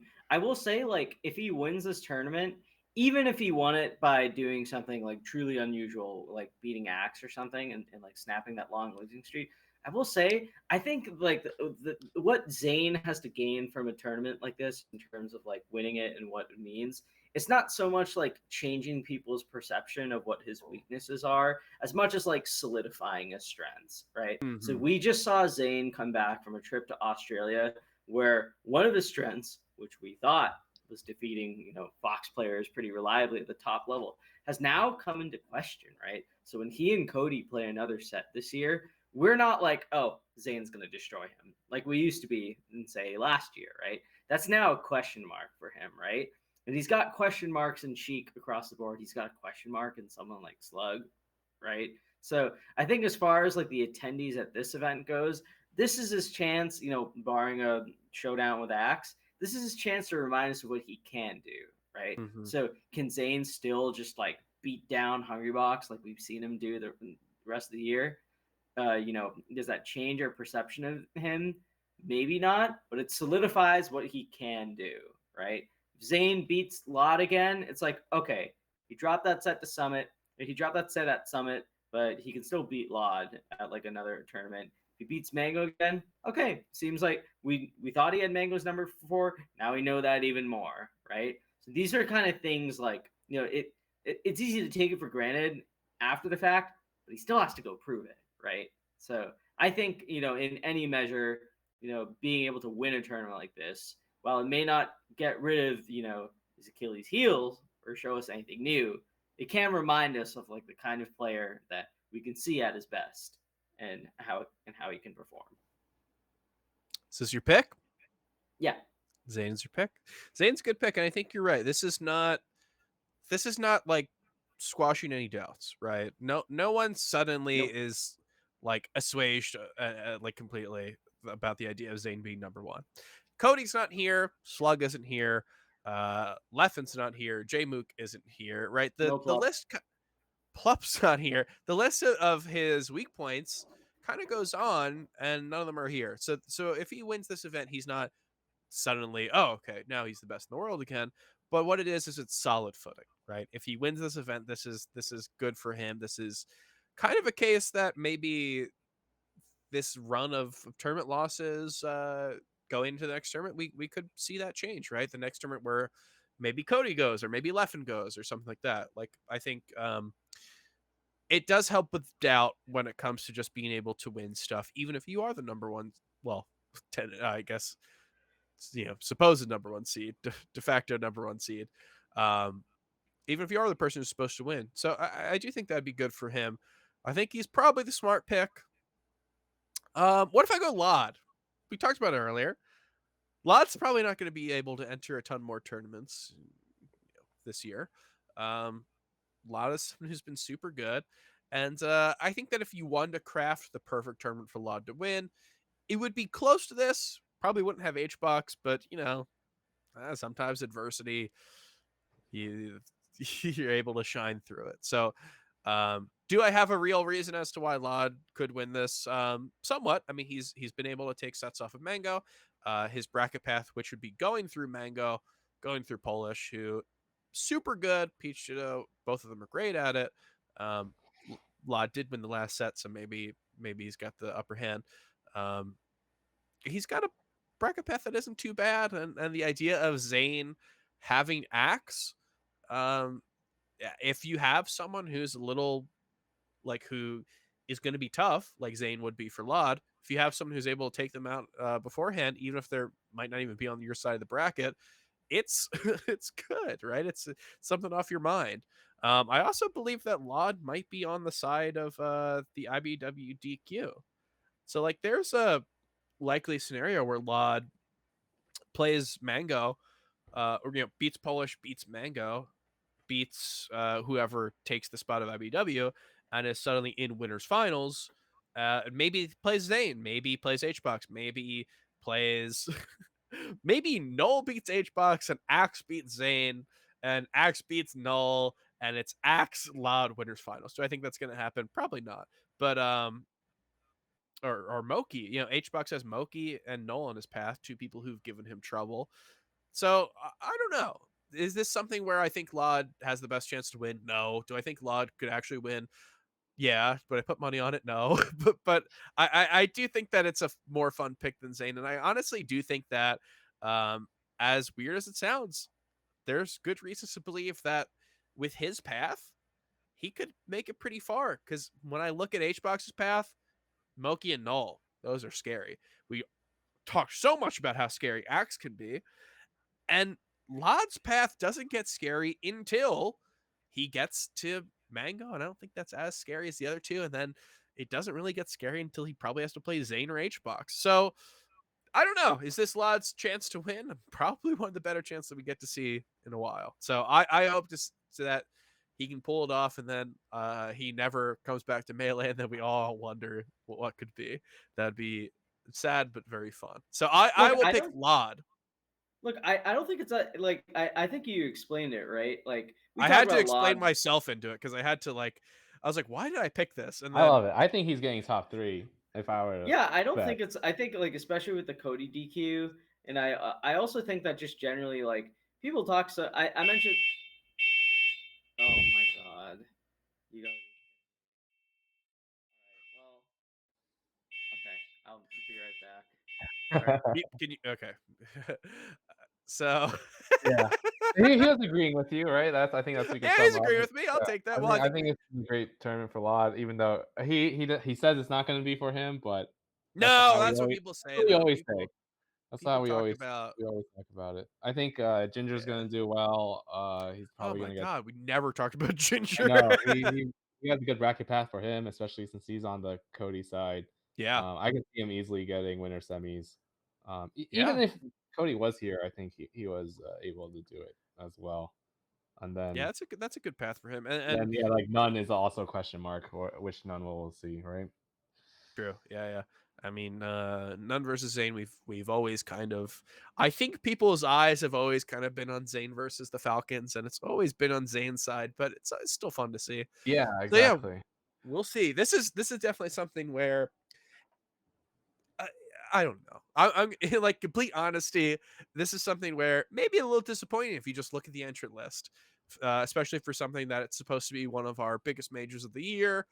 Um, maybe doesn't have the same weight that we might want it to have. Yeah, especially when you compare it to Ultimate next door. Oh, I And mean, then God, don't even look at Ultimate. and then Ultimate that you see that, and then you look at Melee, and it's like, no, there's still gonna be good matches, and the potential is there, as we talked about. It's just it's hard to have it all come together for do Magic, you right? do you know the most depressing thing? Ultimate at SmashCon has dethroned. I guess it's not a throne, but it has pushed down Melee at Evo, Wow, Evo 2016, I believe, as one of the biggest tournaments of Smash. So the largest Smash tournament, the largest Melee tournament of all time, I think, is now like the fifth largest Smash tournament, that's where it used to be crazy. like the fourth. So we are just gonna keep getting pushed down until maybe Yeah, until Ludwig throws I know, that and I still big think tournament. like, yeah, being in the same venue as well. Like, it's hard for competitors to. I mean, maybe it inspires other competitors to do upsets. Like, if that side there's upsets, then probably Melee will have more upsets too. I think that's like a Oh, psychological thing that happens if you watch someone. Uh, maybe, if you're the higher seed and you see someone like get upset, then you're probably more likely to get upset. So maybe I I I know I think think a lot of it hinges on what happens in Ultimate, to be honest, because the external factors of being at SmashCon are huge as well. It's such an overwhelming experience being at SmashCon. I think it is took it me because a it's while to do big? well. What's the Yeah, overwhelming it's just so aspect? big. There's so many people. It's like it feels crowded. Even though it's like not really, but it just feels tinier than the space Mhm. you're in. You have like there's so many people there. You have all the competition. It all gets into your head, and there's nothing else to do there except SmashCon. You're like in a hotel lot essentially in the convention Yeah. center. And I like going to like I don't know, was it like a McDonald's or Wendy's or Burger King? Like the Hooters there. What else are you gonna do? I Ooh, used to go to like the Mexican restaurant all the time. So there's not much to do except like think about Smash, and that can get into a lot of people's heads. So true. So yeah, I mean that's the external factors that we talk about. So that's gonna be cool to see. But yeah, I mean, this is something where maybe this is not the doesn't have as many top players as Genesis. Maybe it doesn't have many top players as Summit.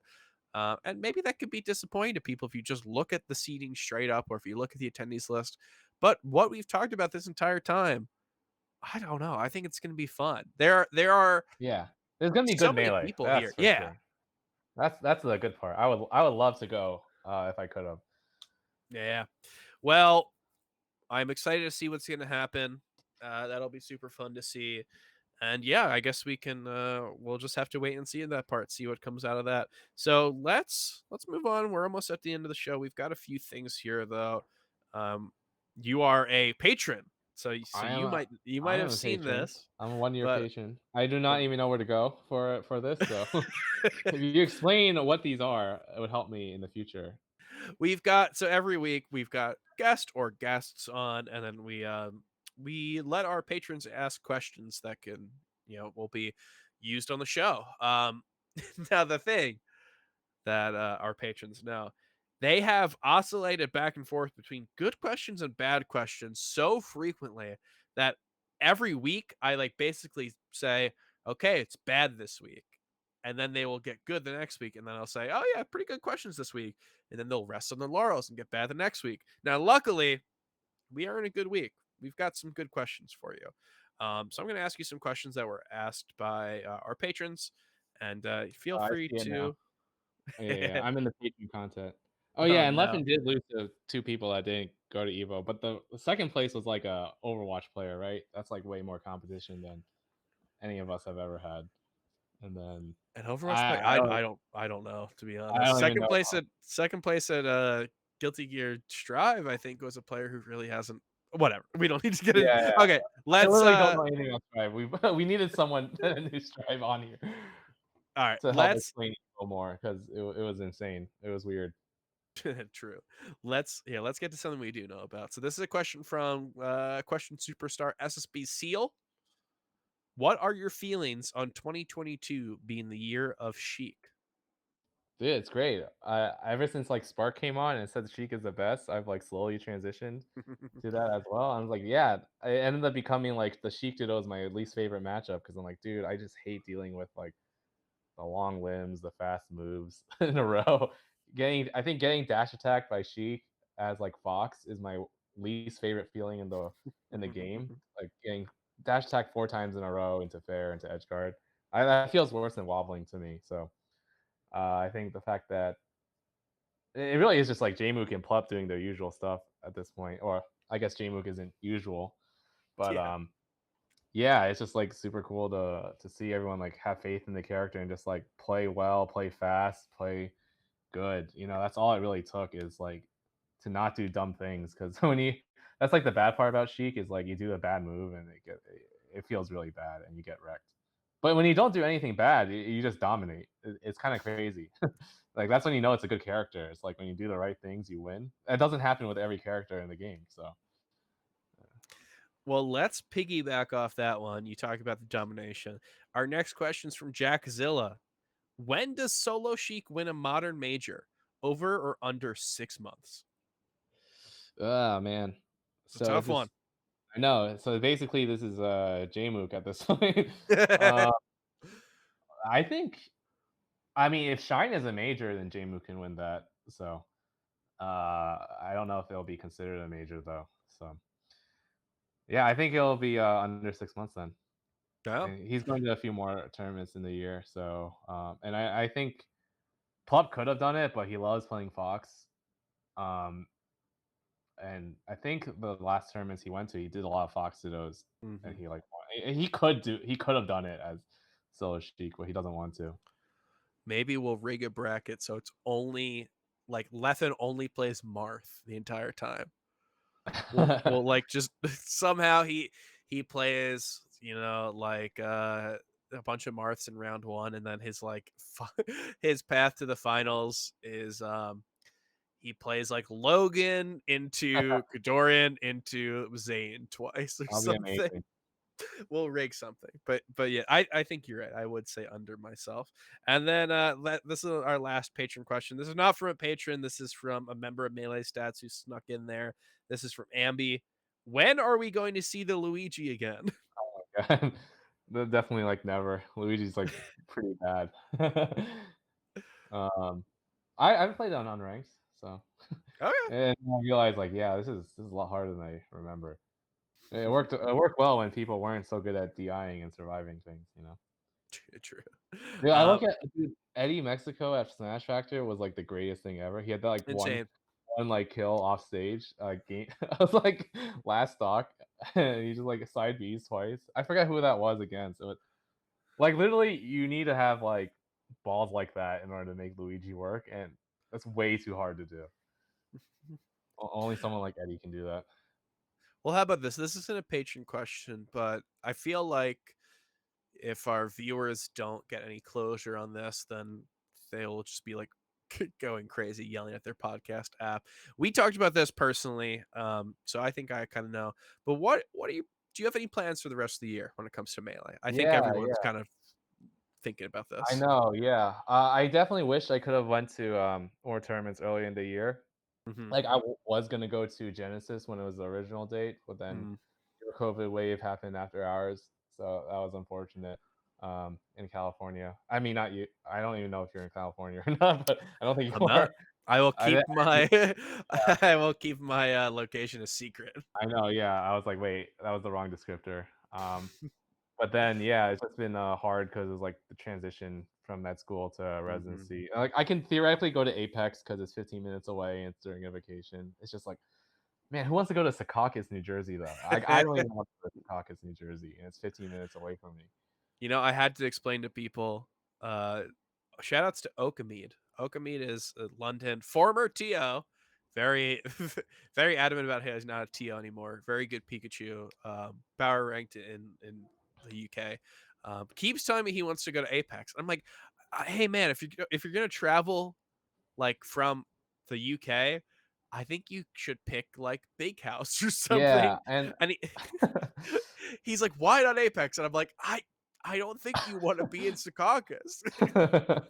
exactly. And I mean, it's a great transportation station. True. I go through it on the train to New York. I've taken buses from there. I've had food around the area. It's a great like Pakistani place.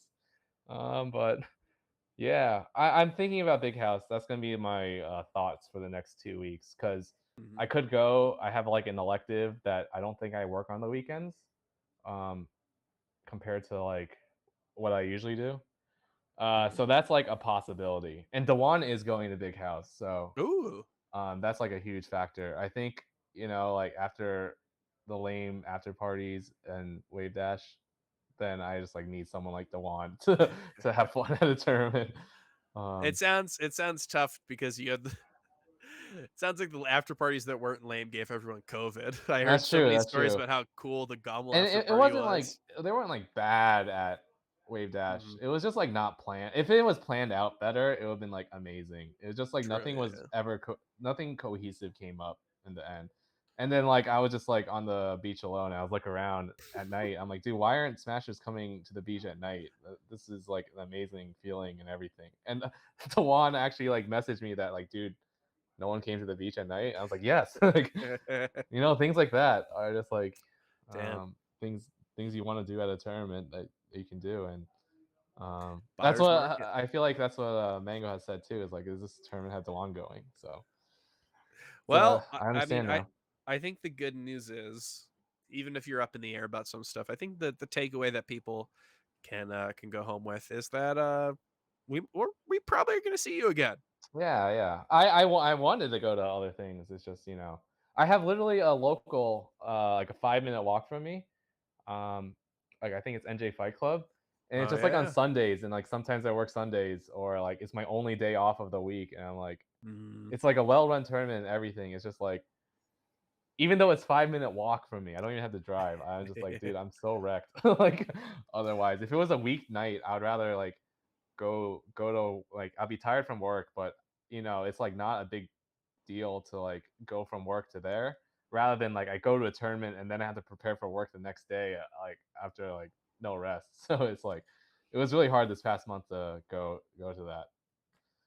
I think it's going to be it's just good to hear regardless of what happens, regardless of what you go to. It's good to hear that you're not out. So maybe hey, maybe we'll see you at one of those NJ fight clubs. You'll go beat up Swooper and Tommy and Money and Wally and I all those. maybe I mean, dude, BVAS gets fourth at Fate and then fifth at like the NJ local this last week. I'm like, it's pretty hard.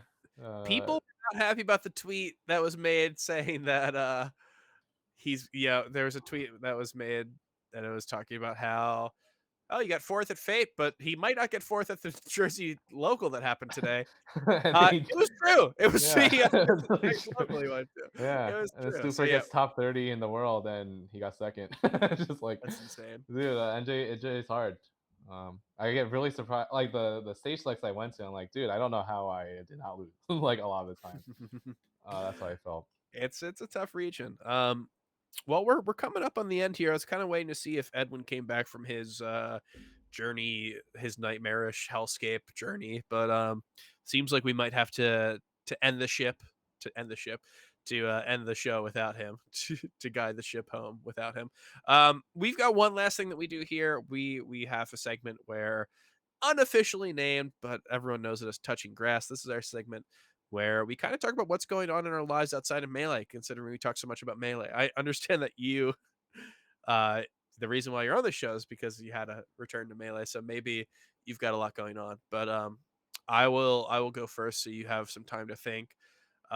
This week I got back from from the UK. I mentioned at the top of the show, but yeah, I was stuck in Stoke-on-Trent. I was isolating in a hotel room that did not have air conditioning or a microwave or a fridge. Was not really a great experience, and despite the fact that I ended isolation like a day before my original flight was supposed to leave. My flight was a layover, so I was supposed to go from Norway to London back home. And I was calling to be like, "Hey, is there any way I can just make the London part of the trip?" It was a horrible experience. I was on the phone with 3 different people over 2 hours. I got told it'll be $750 extra dollars, and I was like, "Oh, that sounds like so much." And then I get told, okay, we can change you. It'll be a big fare difference, and you have to show like that you talked to a doctor and went to a hospital. It's like, I don't have that. I'm in a different country. And then I finally speak with someone who says the next flight they can get me on is August 9th, which was 5 days after I was already there for a week.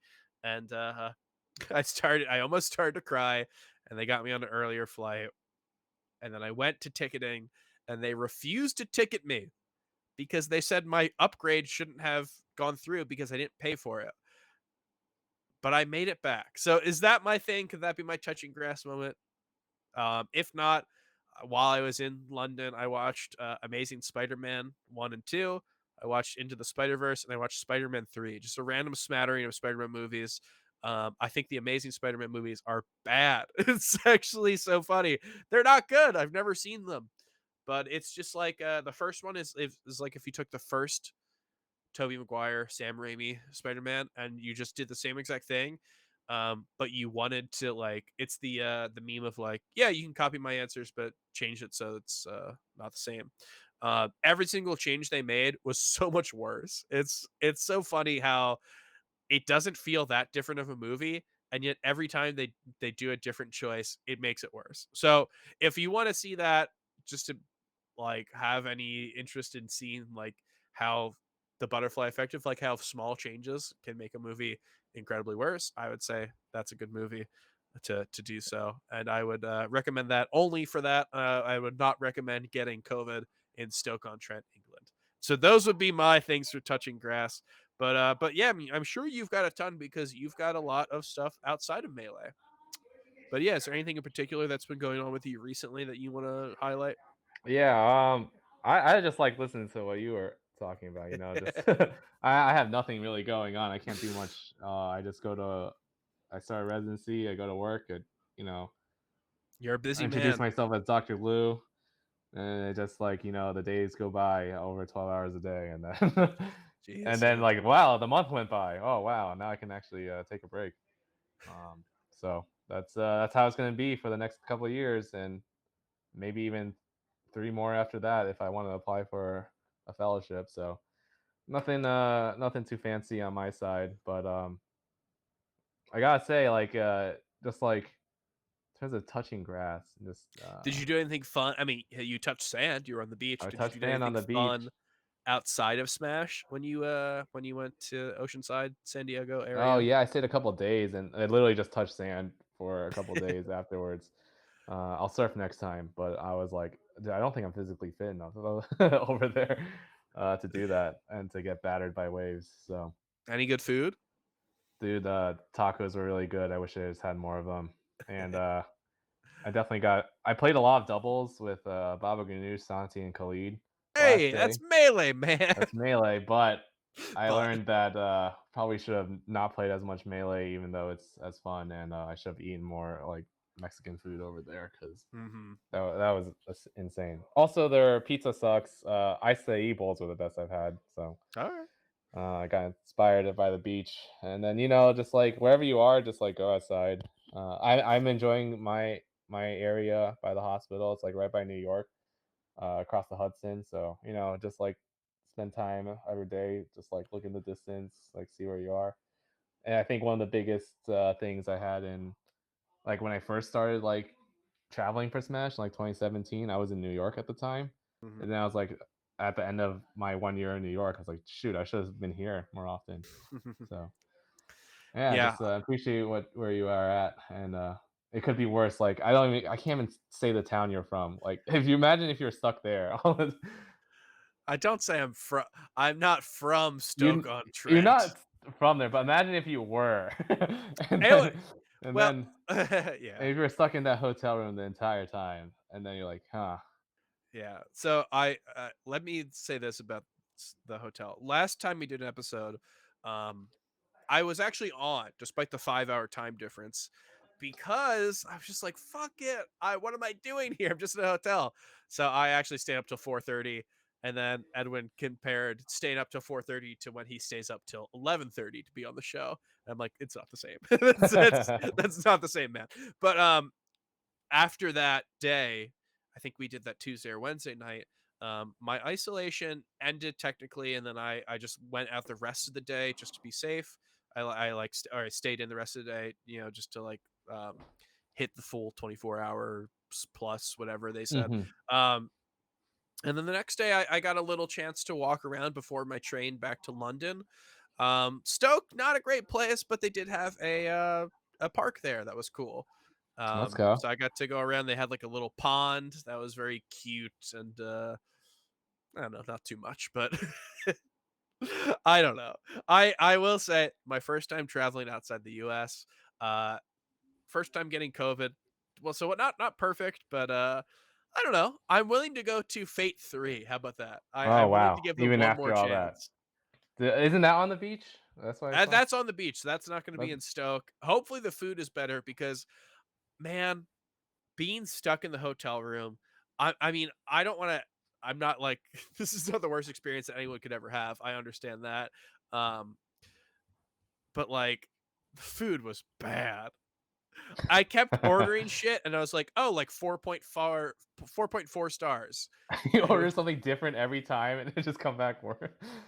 well, it was insane. Like I was like, I didn't want to order all this crappy food all the time, so I would order groceries, and then it would just be like, man, these clementines aren't as good as American clementines. And it's just it was really funny where like every single thing I was disappointed in. Um, and even the Indian food, I was told to get Indian food Yeah, I because thought there were a lot of every Indians. time I love Indian food, and every time people talk about British food, they always say British food isn't that bad. They've got good Indian, which I don't know. Does that count? But I think I ordered the wrong thing because it was just like very tomato heavy, and like the sauce was less of a curry and more of like a tomato sauce. Nah, maybe it's just a style there, and I don't know. I can't say anything because like we literally have like little Indian Road near me, so Hmm. in Edison, so I can't comment on any other Indian food, which apparently is like one of the best in the nation. I don't know, man. I've got some Indian places around here I think are pretty good. I do like it.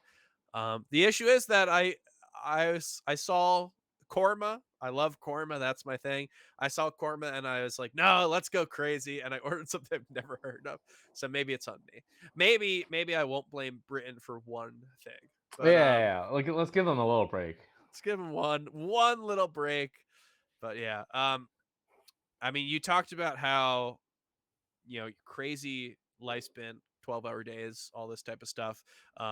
But I just want to say I appreciate you coming on that because Yeah, no, thanks for having me. I getting to was so spend excited yeah, to hear. I mean getting to spend two coming up on 2.5 probably um hours just speaking to you with Edwin popping in was been very fun.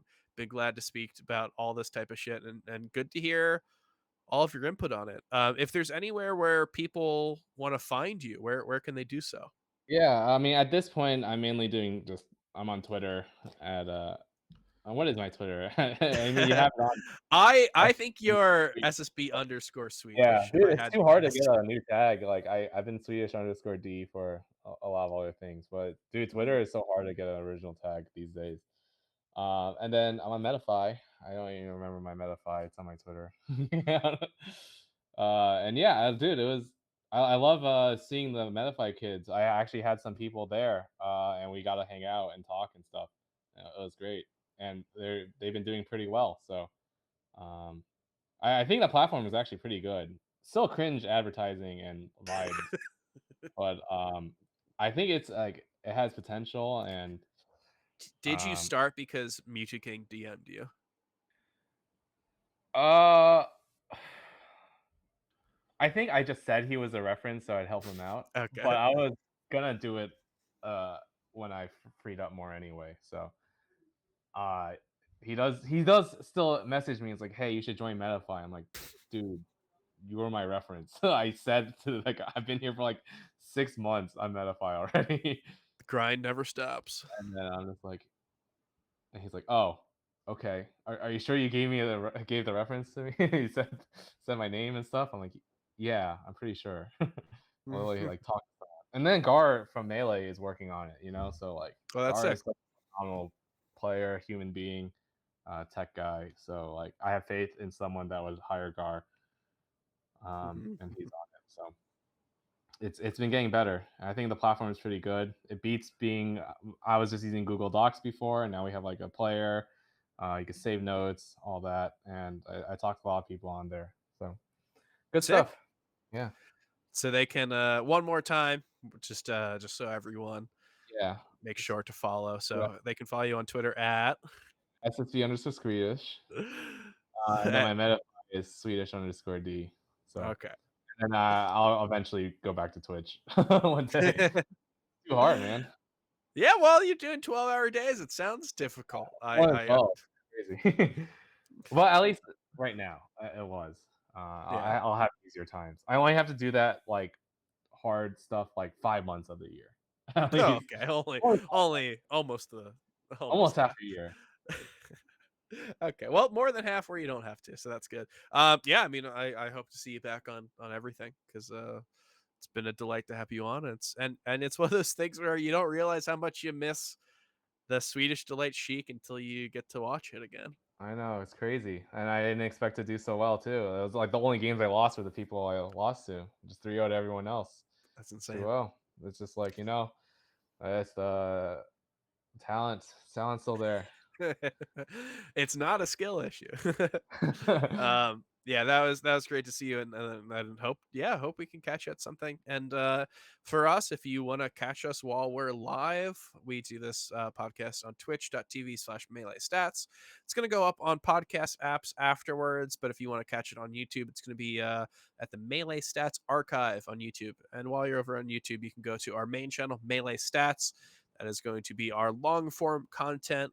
And twitter.com/melee stats pod. That's where we're going to be posting a lot of things. That's where we're going to have updates on the Melee Stats Free Agent Showcase. And we're going to be posting daily results.